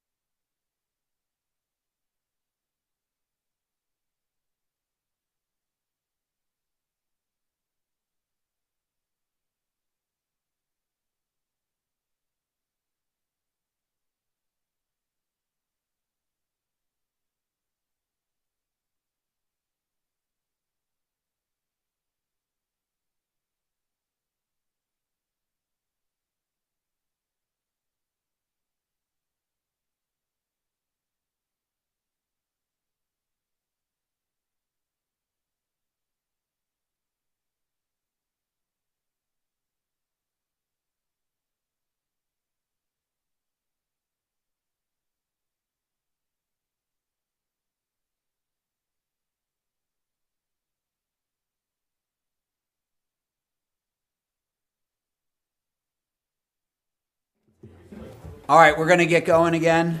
Everyone enjoyed their break. All right, we're on to our resolutions portion of our meeting. We're going to start off with some finance resolutions. Councilwoman Toth. No, Are no, we- no, oh, did I we're skip? into introduction. Wait, oh, I forgot. Oh. Wow, I thought we got through all that. I wouldn't have had the break if I knew we had those. All right, let's get going. So we have ordinances for introduction. We have one, the first one, Madam Clerk, can you please read our first one from Safety and Health? Yes, ID number 11707, an ordinance amending the code, Chapter 7, Traffic, Section 7-19, mid-block crosswalks. Thank you so much. Councilman Boyer. Thank you, Council President. Again, as our city clerk said, this is ID number 11707.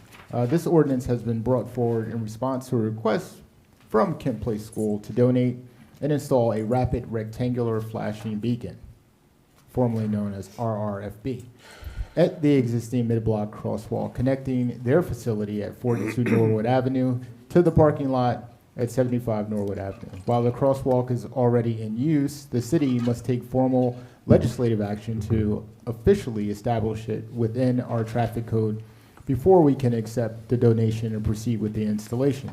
This proposal has been reviewed and approved by both the CAPS Committee and the Safety Committee, confirming that the crosswalk meets necessary safety and traffic management standards. Additionally, as part of this ordinance, we are recommending the removal of a previously approved mid-block crosswalk at 1 Springfield Avenue.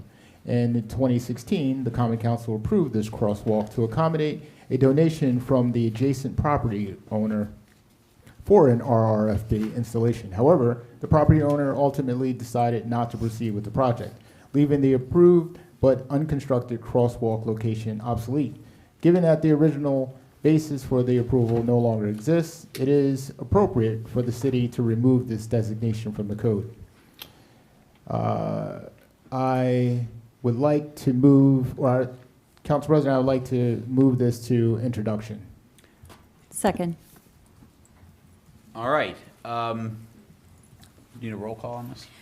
If you wish to open it to the council only, you can. Otherwise, we take a vote. Let's take a vote. Okay. Mr. Boyer? Aye. Ms. Hamlet? Aye. Ms. Calmanson? Aye. Mr. Pulowski? Aye. Mr. Smallwood? Aye. Ms. Toth? Aye. President McTiernan? Aye. Motion carries. The hearing will be. The hearing date for this ordinance will be February 19th at our next council That's a meeting. Wednesday, by the way.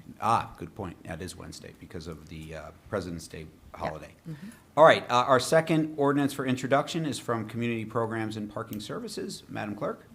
ID number 11734, an ordinance amending the code, Chapter 7, Traffic, Section 7-25, Regulations for the Movement and the Parking of Traffic on Municipal Property, and Board of Education Property, subsection 7-25.2, Municipal Parking Lot Areas. Thank you so much. Councilman Smallwood. Thank you, Council President. Thank you. This is ID number 11734. This is to amend the current ordinance to allow for resident commuters to be able to park in the tier garage. This is in conjunction with the previous hearing on the Broad Street garage that is now allowing 42 additional spaces for non-resident commuter parking on the top level. The additional of 32 spaces on the ground floor of the Broad Street parking lot for resident only. This will also allow resident commuters to utilize the tier garage, which they have not been able to use previously. Currently, there are on average over 50 available spaces on the tier garage and would give us approximately a net increase in resident commuter parking between the two garages. I move to introduce this ordinance for introduction. Second. All right. Roll call, please. Council President? Oh, yes. Councilwoman Hamlet. I just you want have to a make a comment? quick comment, and I just want to say to Director Sawicki, I'm glad that this is in here, and I think that this will help solve some of my questions from earlier. And I guess I would ask Councilman Smallwood if we can add some of the lot numbers for the next meeting in the minutes, and also Nicole was kind enough to email me the number of employee permit holders from last year and this year as well. And I think that information would be super helpful for the public to understand. Okay, great. Good comment. All right. Roll call, please. Mr. Boyer? Aye. Ms. Hamlet? Aye. Ms. Calmanson? Aye. Mr. Pulowski? Aye. Mr. Smallwood?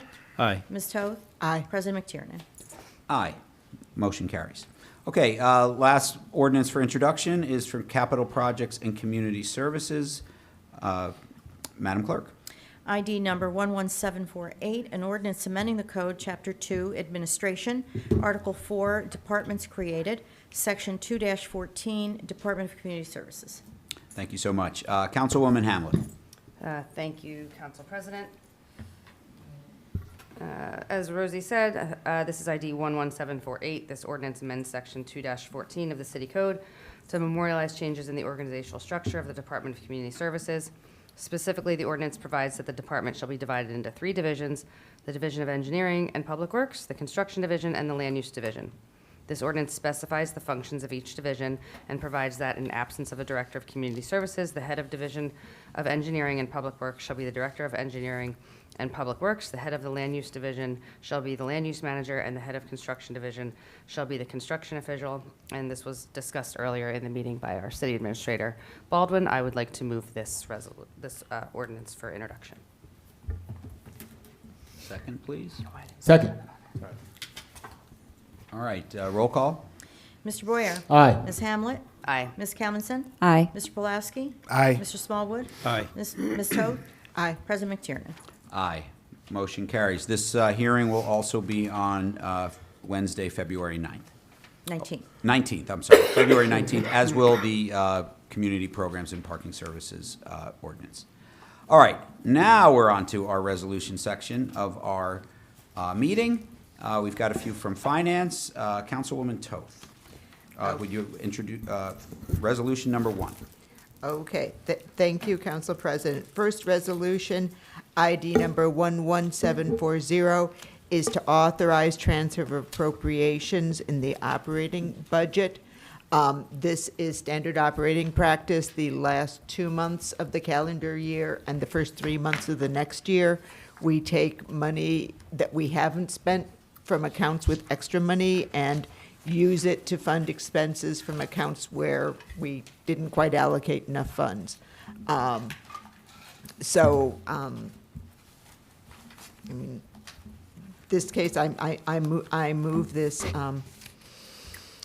move this resolution for introduction, Second. Adoption. For adoption. for adoption. Thank you. Perfect. All right, do I have any comments from the public? Comments from council?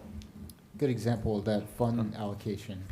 Yes, exactly. Councilwoman Hamlet? I guess my question is, Councilwoman Toth, will this cover the crossing guards for the rest of the year? And then were the other 2 items, were we just short in those? I'm going to defer to our business administrator on those. Through you, Council President. We are moving funds to the crossing guards. This is for other expenses, not for salaries. Salaries were covered, but we needed $230 to cover costs in the operating budget for crossing guards. And then $8,000 each to the planner services in legal and MLU. So it's a total of $16,230 that we're moving from extra funds in the police OE to crossing guards and extra funds in community services salaries over to the MLU and the planner. So I'm assuming we needed those extra funds to Yes. cover. Yeah. Okay, thank you. Any other comments from council? All right, all in favor? Aye. Oh, this is a we roll need- call. oh, roll call, okay, yeah, you're right. Roll Money call, is please. roll call. Mr. Boyer? Aye. Ms. Hamlet? Aye. Ms. Kalmanson? Aye. Mr. Pulaski? Aye. Mr. Smallwood? Aye. Ms. Toth? Aye. President McTiernan? Aye.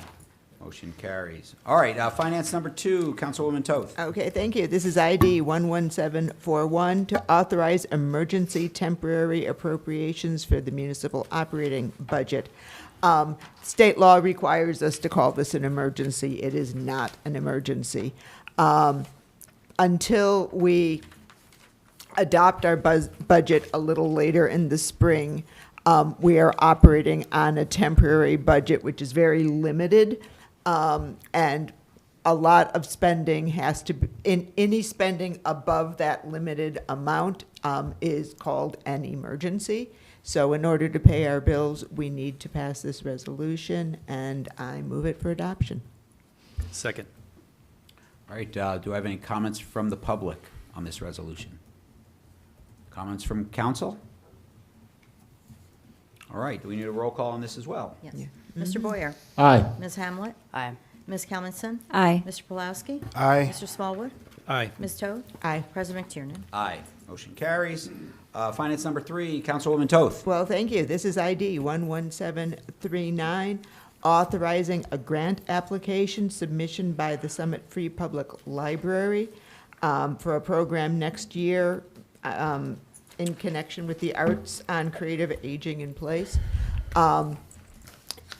We are not being asked to spend any money. This is the library, the library is applying for a grant.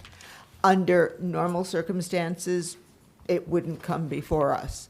The library does not have its own account yet on the grant application portal, and to set one up would take long enough that the time for applying for the grant would have expired. So they are simply using our grant portal to apply for this grant. There's no additional cost to the city. It's a nice thing to do for the library, and I move this resolution for adoption. Second. Comments from the public? Comments from council? Councilwoman Hamlet. You might know the answer, thank you, Council President, but what's the difference? We have Millennium, they're on our council agenda later. We have them do some grants for public art. It seems like this would be the same exact thing, correct?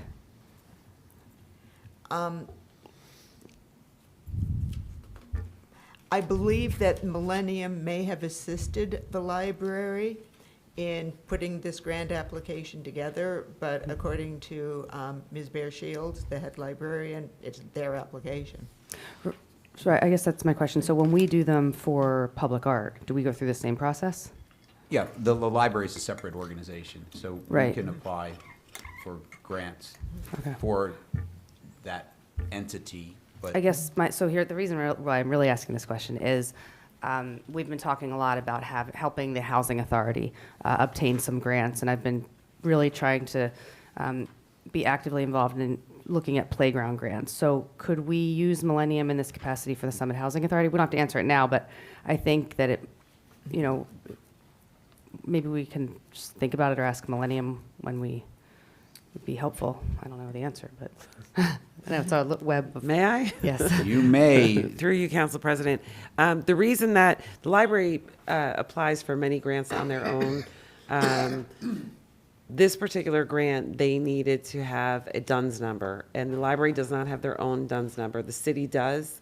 It takes several weeks or months to acquire a DUNS number, and they operate as kind of a branch, even though it's a separate entity, but they're in our budget. We budget for their fees, right? So we collect the library fees, we pay them what the state determines that we pay. So we're just kind of like the pass-through so that they can get this grant. When it comes to the Summit Housing Authority, I'd have to do a little more research because they have a separate tax ID number, they're a separate entity. I don't know if we could apply on behalf of them.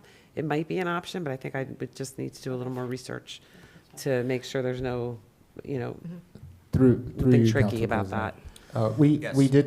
We did talk about this before, and I actually asked our city solicitor, Matt Giacobbe, that question, and I was told no, because they're a separate entity. We can't use them to write grants, because that would have been great, right? Summit Housing, hey, get after it, right? Get all the grants that you can get, but I was told, you wanna comment on that, or are we good? You're good, you got it right. Okay, great. The answer's no, sadly. All right, other comments? All right, all in favor? Aye. Opposed? Motion carries. All right, finance number 4, Councilwoman Toth. I'm on a roll. This is ID 11750 to establish the opioid funding distribution task force. This is something that we have discussed, or that council has discussed on and off for the better part of a year, that the city will be receiving considerable sums from the National Opioid Settlement, and Solicitor Giacobbe urged us to set up this task force to determine the best use for it. And in fact, it may be required, so let's get the right people in the room to decide how we can spend this money. And I, move this resolution for adoption. Second. Comments from the public? Comments from council? Through you, Council President. Councilman Boyer. So this opioid grant is near and dear. I've been talking to numerous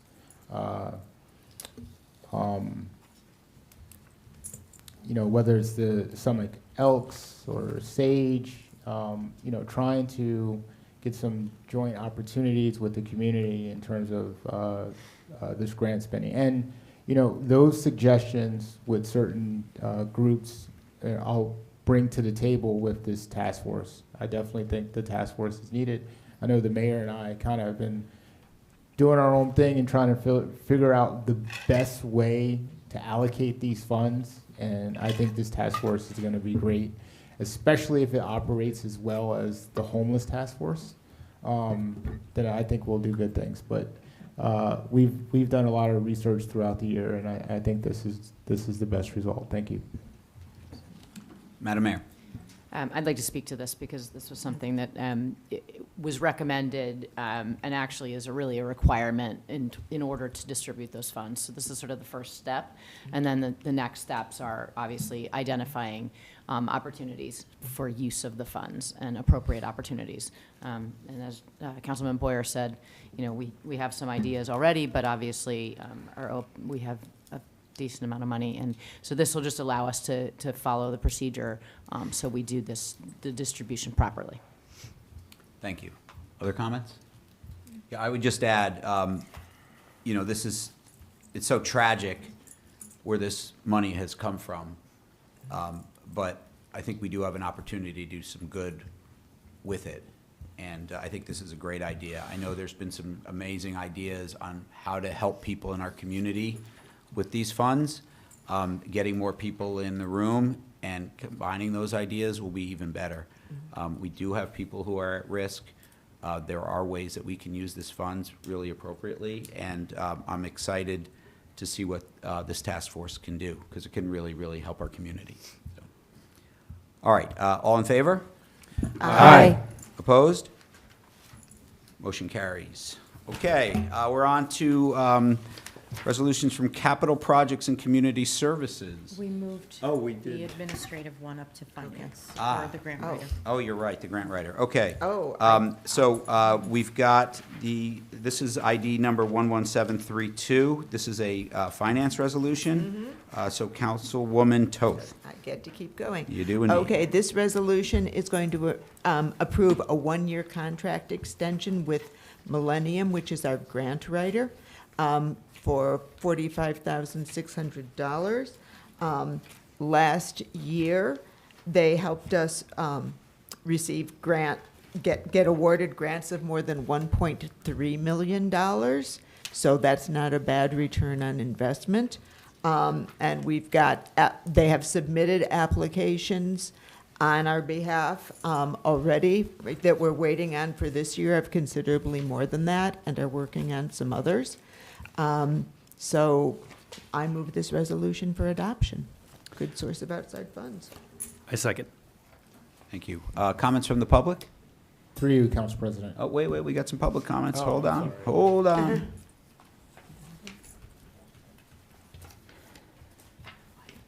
So, I'm glad to hear that we have. Oh, name and address, sorry, please. Diego Hoyt, 9 Argyle Court. I'm glad to hear we got about $1.3 million in grants last year. It is indeed a good return investment. What I don't see in the contract that I think could be useful is some notion of what is considered a success, right? Like a tiered compensation for the grant writers. The more money they bring in, the more money they make, I think would be a good way to put it, number one. And number two, if I remember correctly, the 2024 budget has about $130-ish thousand in grants, in grant money coming in. And at the time that the budget was passed last year, we were told we could not be sure of what kind of grant money we would be getting. And as a result of that, we had to make up the shortfall in revenue with a tax increase, the increase in the tax rate. So if we got 1.3 million and we increased the tax rate and we had record amounts of tax levy last year, increases, I'm trying to understand why all of a sudden we're raising fees for everything. Thank you. No comment? It's not a Q&A, Mr. Hoke. It's a comment section. All right, any other comments from the public? Comments from council? Through you, Council President. Yes, go please, Mr. Boyer. I was with Mr. Hoyk for like 2 minutes there, and then it made a left turn at the end. But so I understand that this, along with some other agencies that we do business with, will now be going through committee so that we could do an RFP. Right? I think that is a good move. I know that there are other grant writers out there, and we should see what's out there in the universe. And one thing that Mr. Hoyt did say is that, well, what's the litmus? What's the scale of what's good? The number 1.4 million may look good, but compared to what? I know that there's a limited number of grant writers out there, and through my conversations with the city administrator and our engineer, and also I understand that depending on the grant writer, they may take a percentage of the money that you get. So I know there are some concerns, but we still should see there are other grant writers out there, and we still should see what's out there in the universe. Thanks. Thank you. Other comments? Councilwoman Hamlet. I would just say, I guess to Jamel's point, I've been working a lot with Millennium and been very pleased with them. I do think that we should really urge them to either present at council so that the public can understand what they're working on, and I would urge my colleagues to have Millennium come to speak with you and your directors so that you can collaboratively work together right now. And in fact, it probably should have been done 3 months ago because now we're in February, and if you're in your committees looking for grants, it might be too late. So I would say whatever we do for next year, we should encourage Millennium to just work with not only the directors, but potentially if the council members, the policymakers have ideas on grants, and I think that would be helpful. I would say as far as their fees go, I think I was speaking with Director Schrager and Jamel the other day, and it can be a slippery slope if we give them a percentage. If they get us $2 million in grants, we could be looking at the wrong side of that trade. So I think that I would like them to potentially, come to council or something like that at some point. I'm sorry, yes, I was Councilwoman just Toth. simply going to say, to respond to Councilmember Boyer, I too would have liked to be able to take a bigger view of this thing. But Millennium's last contract expired at the end of December, and they are currently working without a contract, and we just needed to get this sewed up. Thank you. Councilman, Oh, go right ahead. Ms. Baldwin had her hand up. I know she wanted to speak.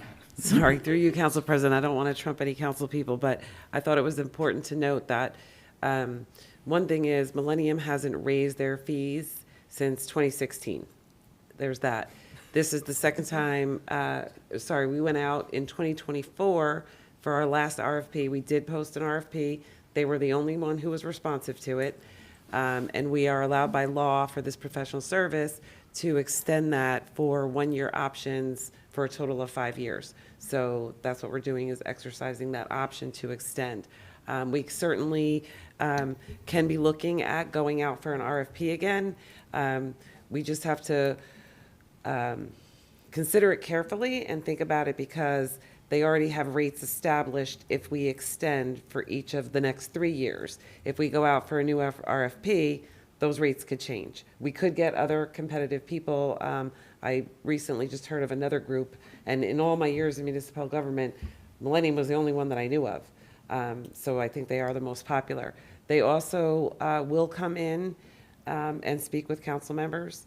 They do come in and do a strategic plan, but we have to award a contract to them in order for them to do that. So all of that will start happening, and they certainly would be open to coming to a council meeting or maybe closed session to talk about the initiatives that council people have. Great. Thank you. Councilman Smallwood. Thank you, Council President. Ms. Baldwin actually answered one of my questions. One of the question was, do we have to sign a contract? Because it says not to exceed $45,600 per year. So I'm assuming that we're paying them on a per grant basis, but it's not going to exceed $45,000? No, it's a flat fee. It's a flat fee? Yeah. Okay. So my question is, again, it's, when I first got on council last year and Councilwoman Hamlet was talking about millennium, I was like, why is she talking about a generation? I didn't realize what she was talking about till afterwards. And, $1.3 million is great, but, to Councilman Boyle's comment, what are we measuring that against? I mean, what did our surrounding towns, what did they receive in grants? Is there something that we can compare this to find out if we are really getting the best services for this money? Obviously, getting $1.3 million is a huge win, but are we stuck with one person at Millennium? Are there they're a large company, right? So are there better grant writers at Millennium? I mean, I don't know. So I'm just wondering, like, at every company, there's one employee that really outshines the other, right? So is that the case here? Do we get to choose? Can we look at the grant writers at Millennium and say, we would like to work with this person because they got $2.4 million for this company or this municipality, but ours only got us $1.3 million? I don't know. Just thinking from a business perspective. I mean, Councilwoman Hamlet. I will say, I agree with you. I will say I found it helpful. I've been working with them a lot, and I was curious as well because there's not that many grant writers. It has been helpful. I believe they're the same grant writer for Union County. So sometimes when I see other municipalities will get a grant from Union County, I definitely ping Millennium, and I'm kind of like, hey, why didn't we go for that, or why did we forget about that? So I do find that helpful. But, I think most of you probably haven't had any conversations with Catherine or the other person, but I think once we have those initial meetings, it'll be really helpful. Other comments? Yeah, I would just say, if you've been watching from your home, we've talked about this over the last several months about creating a more systemic way we go in and send out RFPs for all our professionals. And I know the admin committee with Councilwoman Comments is working on that to put a schedule together. These guys will be included. I think, given that this one had just come up in '24, maybe they go to, a couple of years from now before they RFP. I'm not sure, but that's what the admin committee will decide. But I do know that when we did RFP just a year ago, they were the only ones who showed up. So we have what we have, and we do get grants. But I do certainly think it's a great idea to think about where we stand relative to other municipalities and how they do, et cetera, because grants are a great way to fund our budget, as we've talked about already this evening. So, all right. All in favor? Aye. Opposed? All right, motion carries. Okay, now we're going on to capital projects and community services. Resolution number 1, Councilwoman Hamlet.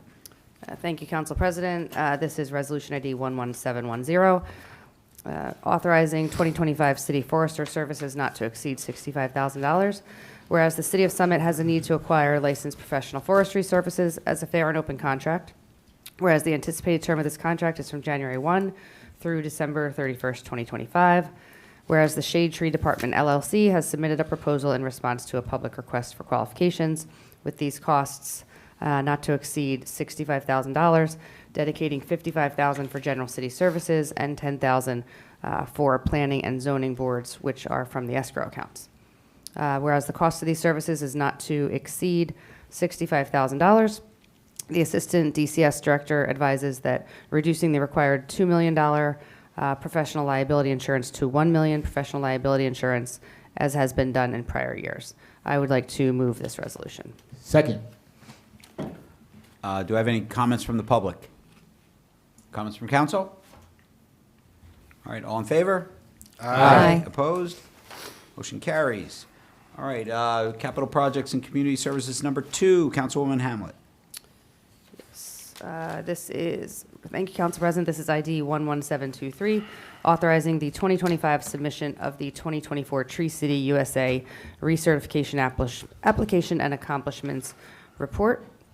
All of this information is in the packet, but the 2024 application for recertification as a Tree City USA is due for submittal to the New Jersey Forest Service.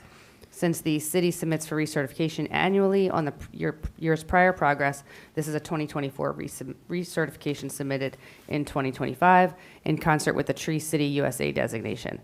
Summit is also submitting the New Jersey Urban and Community Forestry Program Annual Accomplish Report. I would like to move this resolution. Second. Comments from the public? Comments from council? It's great that we are a tree city. It's great. All right, all in favor? Aye. Opposed? Motion carries. All right, we're on to capital projects and community services number 3, Councilwoman Hamlet. I'm going to pass this to Councilman Boyer, if that's okay. Thank you. Fine by me. Thank you, Councilwoman Hamlet. Appreciate it.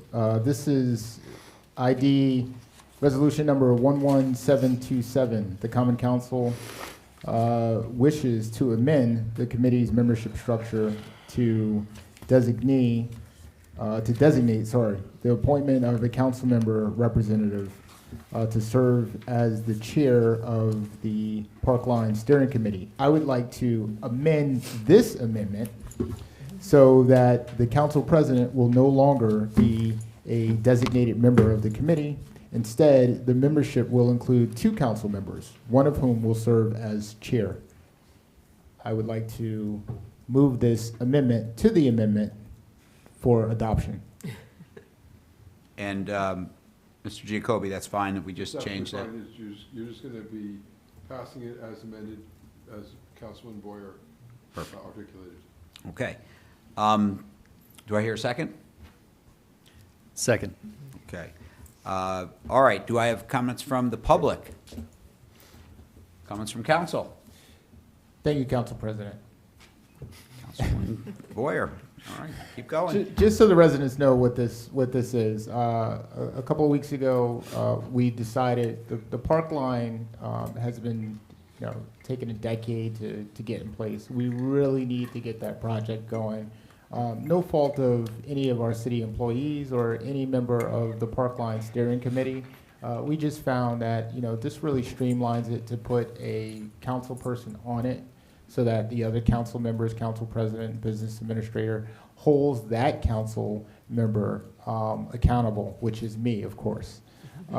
So I'd like to thank Engineer Schrager and the other committee members who were on the phone call last week. I think we're already moving in the right direction. We're looking forward to getting that DOT approval for that grant and looking at the next steps and getting this project moving forward. So thank you, Council President. Thank you. Other comments? All right, all in favor? Aye. Opposed? Motion carries. All right, capital projects number 4, Councilwoman Hamlet. Thank you, Council President. This is ID 11746, authorizing the replacement of the low-flow pumps at Chatham Road Pump Station. The low-flow pumps are critical pumps. They are the primary pumps used in the time of low flow.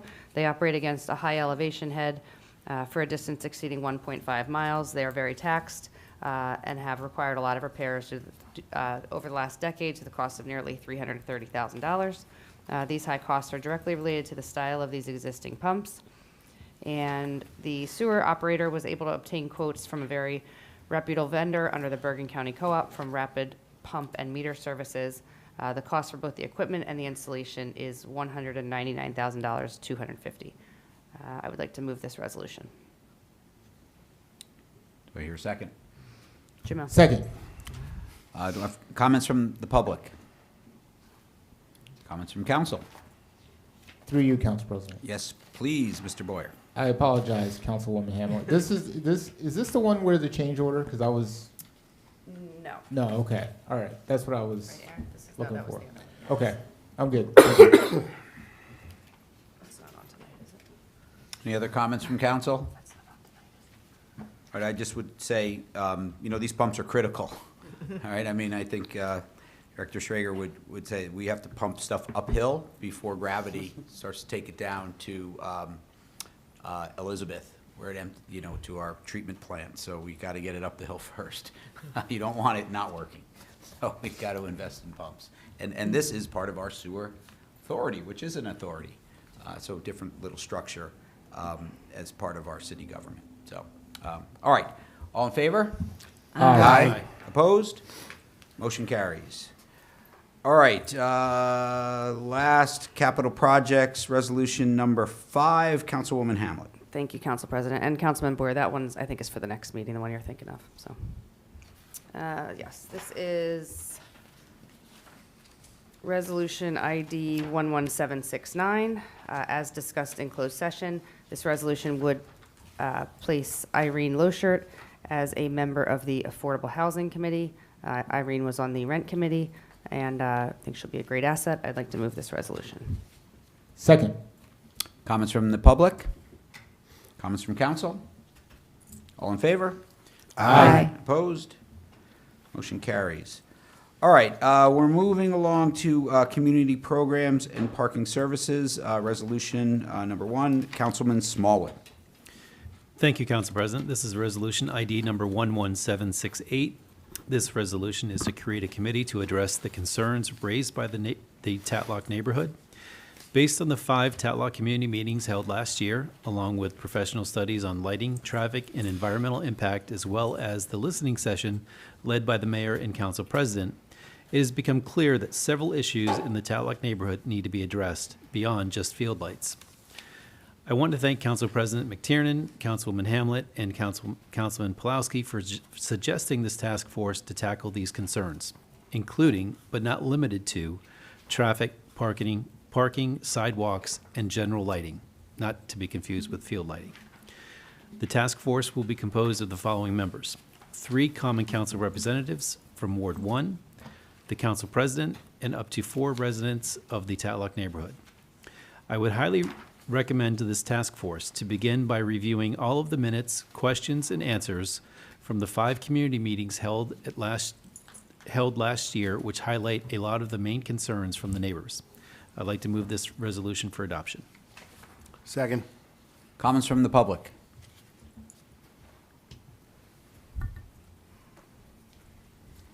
Jocelyn Modesto, 61 Butler Parkway.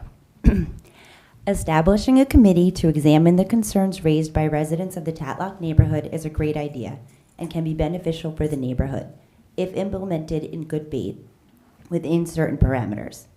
I believe the 500-yard radius around Investors Bank Field is too broad and would encompass residents not impacted by the items the committee is seeking to improve.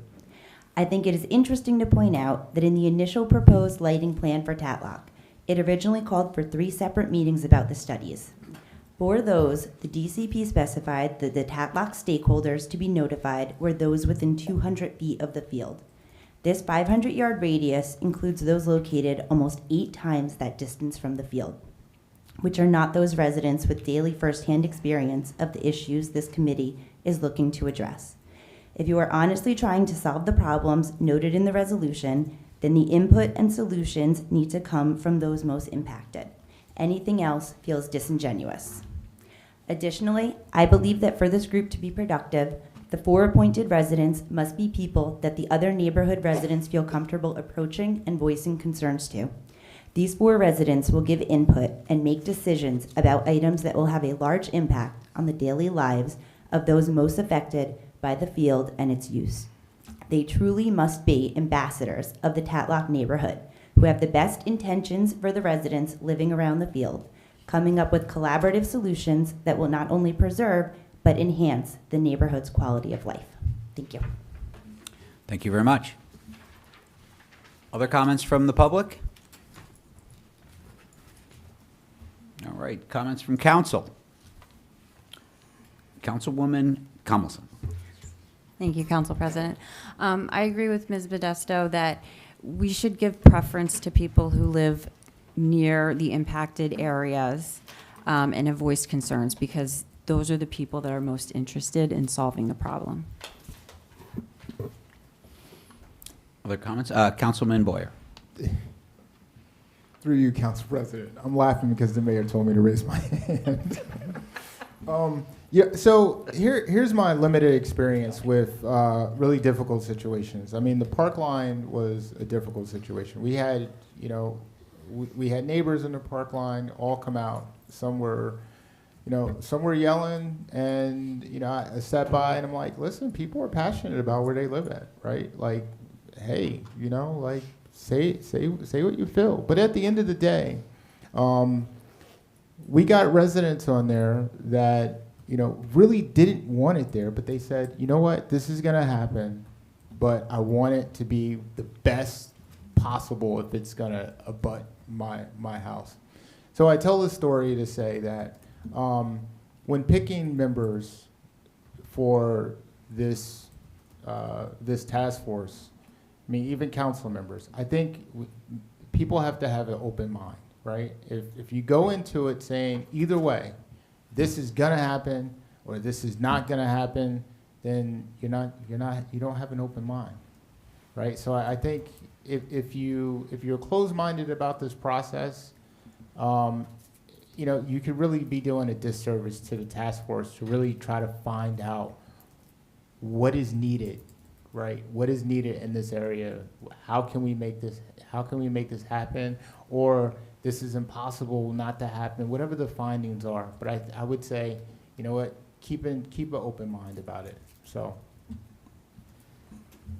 Thank you. Other comments? Go ahead, Dan. Councilwoman Hamlet. Yeah, I would just say, I agree with Jamel. When I was initially mentioned this, or Mike, maybe you did, I can't remember, but, a lot of times as a council member, we're in certain committees, so I'm in capital projects. Jamel's in safety. A lot of these issues are sort of contaminated with different committees. Shouldn't say cross-contaminated, they're cross-referenced in different committees. So sometimes as a council person, it's difficult to say, you know what, we've identified 14 problems or 5 problems. We all can kind of agree, we've come to a consensus. But then, Kevin, you take it back to your committee, and I'll take half of it back to safety. I mean, Rosie, you see it all the time.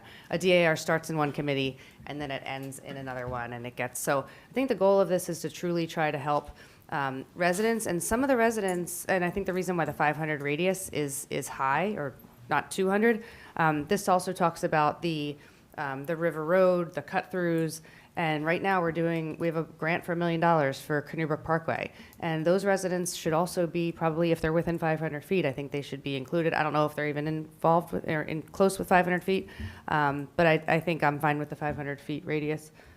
But I think, if it doesn't work, we can scrap it. I think it's just an opportunity to sort of take all of the ideas that we had collected and sort of work through them. I don't think it's going to create an extra burden for staff or anything like that.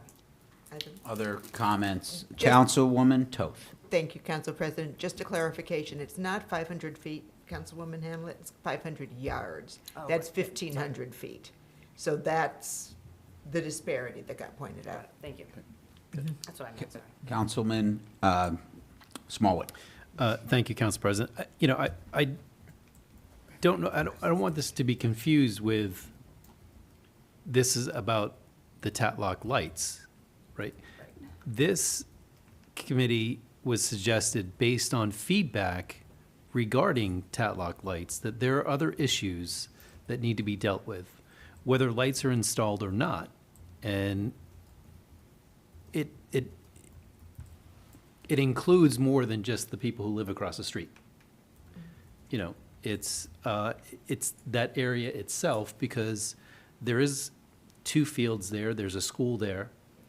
And just some of the issues that came up during those meetings last year, whether Tatlock lights happen or not, these issues need to be dealt with. And I believe that's the purpose of this task force, is to improve those conditions, whether lights happen or not. Good comments. Other comments? Yeah, I would just close by saying, when Councilwoman Hamlet mentioned this last meeting or 2 meetings ago, I can't remember.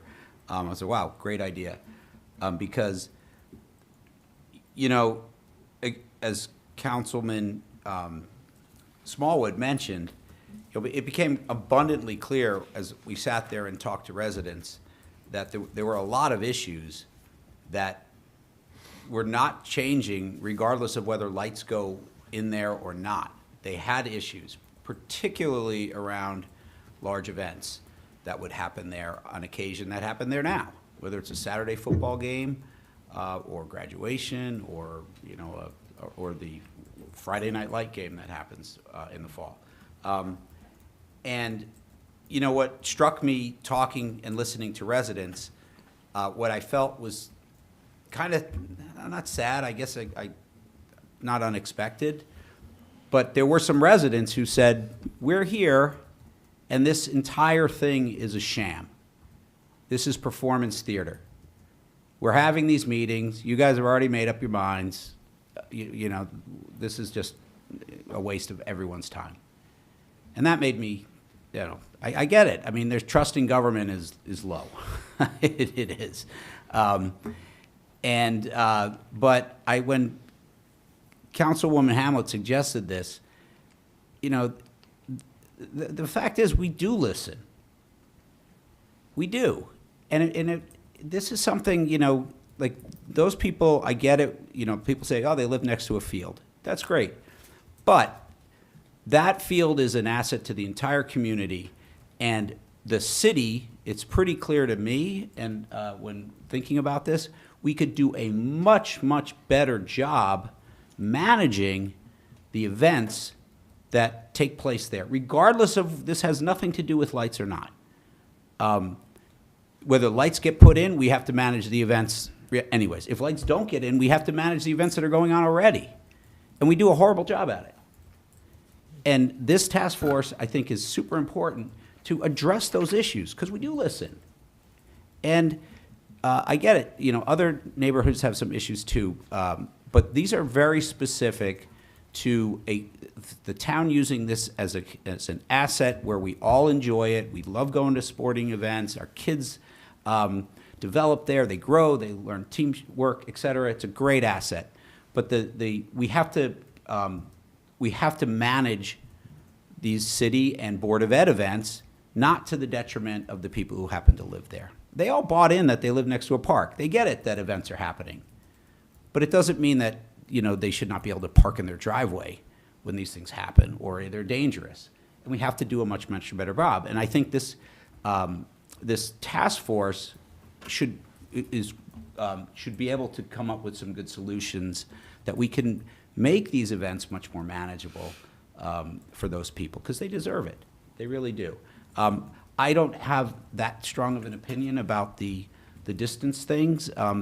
All I can say is the people I talked to, there were a lot of people who lived more than 200 feet from Tatlock who were at these meetings and seemed passionate about it. I'd hate to preclude good ideas. Maybe there's some way we can work that out when we're vetting people to make sure we have definitely people who live close by, but if we have a few, maybe we can make sure that if someone feels really strongly and seems to have good ideas, we can include them, because I'd hate to just have an arbitrary cutoff and someone who really could bring something to the table is excluded. But that can be worked on, I guess. But yeah, so I applaud you for coming up with this. I think it's a great idea, and I'm fully supportive. So, all right. Can we vote on this, Councilman Jamel? Council President, I just want to say thank you for explaining. And thank you, Councilman Smallwood, for explaining, because I think there's some residents out there that, you know, felt like me initially when reading this, that this was really, you know, focused on the lights, but it's focused on all the concerns that we heard during the town hall. So thank you for explaining. I think that was good. I appreciate it. Yep. Yes, And Councilwoman just to Hamlet. say, you know, Director Schrager, we have how many people, residents feedback from the Canoe Brook Parkway stuff? I don't know where the boundaries lie, but we have more data from other residents, and I think it'll be helpful to keep that area. All right, all in favor? Aye. Opposed? All right, motion carries.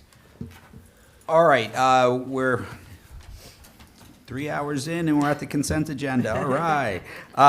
Do I have a motion to approve the consent agenda as presented? So moved. Do I have a second? Second. All right, all in favor? Aye. Aye. Opposed? Motion carries. City staff, thank you for being here. Have a good night traveling home and stay safe. Okay? All right, at this time, we're going to open up our meeting to public comments. If anyone in the public would like to make a comment, please come up, state your name and your address, and please hold it to 3 minutes.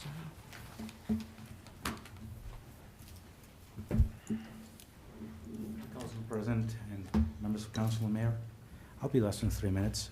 Good evening, I'm Diego Hoyk, 9 Argyle Court. Every manager knows the importance of preserving liquidity in times of upheaval. The actions taking place in Washington are significant and rapid, and they will impact all of us. For example, most economies expected that the steep tariffs announced last Saturday on our 3 most important trading partners could tank our economy and, with it, Summit's tax base. Fortunately, most of these tariffs were suspended for a month, but their threatened implementation still looms. Also, mass deportation risks removing individuals whose construction jobs allow Summit residents to be able to improve the value of their homes. In their absence, the rate of growth of ratables will likely slow down. Finally, the President is about to unveil his vision for the Department of Education. What has leaked so far presents many challenges for our excellent schools. How will special needs students receive funding? Will we have to spend taxpayer funds to grow the endowments of private schools? If federal programs like reduced and free lunch are eliminated, will we allow kids in our community to go hungry? There is no point in debating the pros and cons of federal policy changes in this forum, but we should fully understand their impact. Until such time as we have clarity of the long-term changes, the only fiscally responsible course of action is to delay spending as much as possible. As an attachment, I enter into the record an email I wrote to you, Council President, last November suggesting common sense measures to avoid unnecessary spending. Unanswered. Some of them address the capital budget. For example, this council should agree to a desired level of spending with the advice of our well-respected city administrator and CFO. Projects should only be put on the budget after the spending level is set, and they should be grouped into 3 budgets. Routine maintenance, like repaving roads, necessary major upgrades, like the 45-year-old tiered garage we just heard about today, and nice-to-have projects that improve our community but can wait until next year. Given the extreme uncertainty we're now operating under, prudence dictates that we skip nice-to-haves until we have clarity.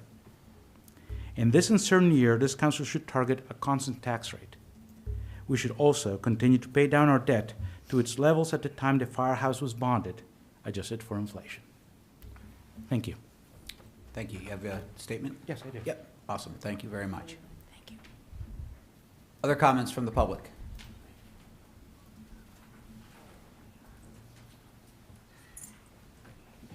I know it's late, so I'll be quick. Don Nelson, 20 Plain Street.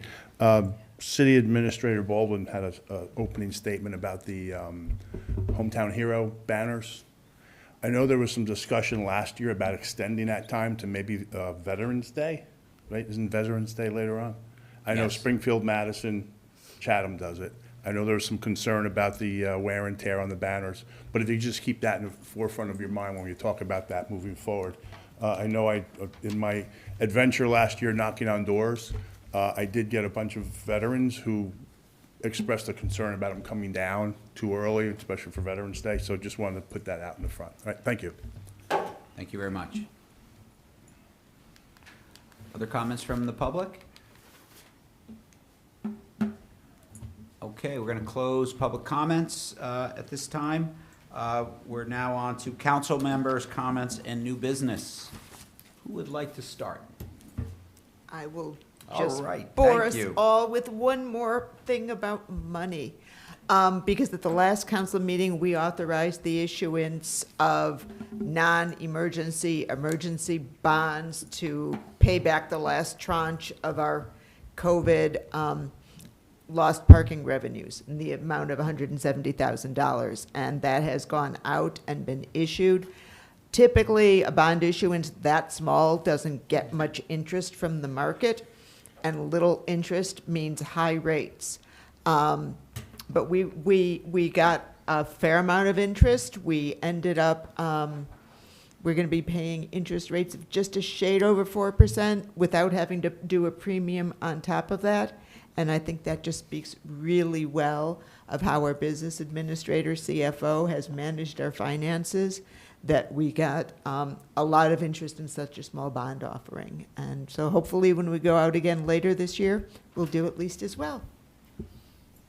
Thank you. Other comments? No, I know you got. Yeah, so, Councilman Boyer. First, I would like to talk about the Know to Protect program. It was an amazing program. The parents there were really involved. I mean, the predators have moved from the playground into our homes. That was the main point that really hit home. And they had these videos of, I mean, it makes me sick to my stomach, but they show these videos of these random guys in your house, in your daughter's closet. There's like 4 guys in the room, and she's sitting there, she's typing on the computer, because these are all of the different people that your kids could be interacting with online, and you don't even know. As you call her down for dinner. We live in a very, this digital environment is a very scary environment, and I'm looking forward for these special agents to come back and give a presentation to our students in the school, because it's very eye-opening, and some of them may even be involved in not even knowingly, maybe even involved in these entanglements where they're being threatened online because they shared a picture or something like that. So I really would like to see more parent participation, when it comes to these things. I think that this is very, very eye-opening, and parents go on to Know to Protect online, Homeland Security. Check out their PDFs. Check out their presentations. You can see the apps that you should be concerned about, steps to talk to your children, what to look for. It's very eye-opening. So, thank you. Thank you. Other comments? Councilwoman Hamlet. Thank you, Council President. I'll be brief. Regarding the Hometown Heroes, I just wanted to make one comment. When we say applications are open, that means they're going to close at a certain point. I forget what that date is, but I served on the Hometown Hero Committee last year, and the amount of people who wanted to come in late, it's kind of a hard stop, and there's a reason. Michael Arlene works really hard, and I don't want to have to turn anybody down, so we'll publish the deadline date again, but it's really important you get those in. Jamel, I remember you were one of the ones last year that wanted to submit somebody, and we missed the deadline, so. Thank you for putting me on blast. So just remember, just get it in the next couple weeks. I've been thinking a lot about the Veterans Day. Obviously, there's nobody up here that's would be more excited to keep them up till Veterans Day. There is a lot of wear and tear on the banners, and but what we can look into is maybe some grant funding to keep them through Veterans Day, or maybe a fundraiser. I've been speaking with Michael Arlene a lot about it. The other thing I wanted to mention, I think that was, the other thing I want to mention, which I should have started off with, I think it's important we take a moment, if I may, maybe a moment of silence for all the folks who died in the past week in the airline crashes. My hearts go out to all of those Sadly enough, in the one in DC, it's very close to home for me. My daughter's on a skating team at Cody Arena, so she's often at those skating competitions. And one of the girls who skates there, not at Cody, but one of the girls who was on the airplane, had trained at Cody Arena this December, and her whole family was decimated. So just maybe take a moment of silence.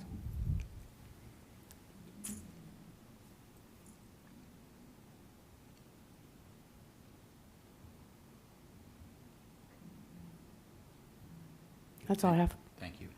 Other comments from council? All right, just quick wrap up, and one thing I just wanted to say, as Mr. Hoyt mentioned, there's a lot of stuff in the news.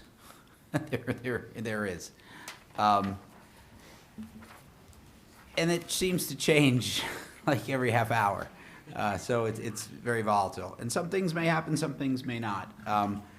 I would, though, I have seen emails fly around and people get all worried and that we're going to have to raise taxes because city services are going to get cut because we're not going to have federal money and this, that, and the other thing.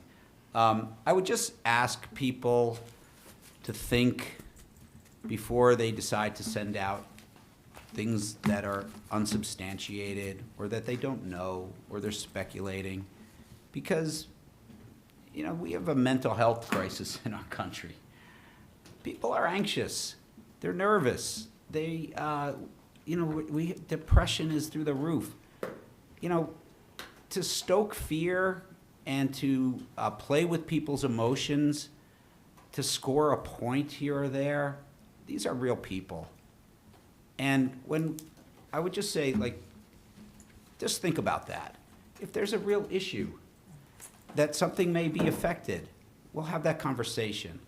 But throwing stuff out on social media, and then we get all these emails that people are really scared, these are people. And we shouldn't be playing with their emotions and scaring people to score a point here or there. My side gets a point, your side gets a point, whatever it is. That's ridiculous. And so I would just ask people to care and think before they do these things. And we'd be in a better world. Because strap in, there's going to be a lot of news. And we'll have enough to worry about that's real, that rather than stuff that's speculative. So,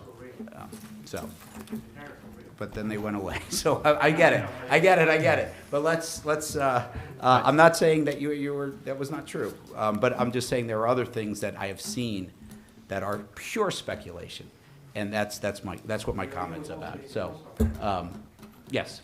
I'd like to make a motion to adjourn. I love that motion. All in favor? Aye. Aye. Opposed? We are adjourned. Thank you for everybody who came to the meeting.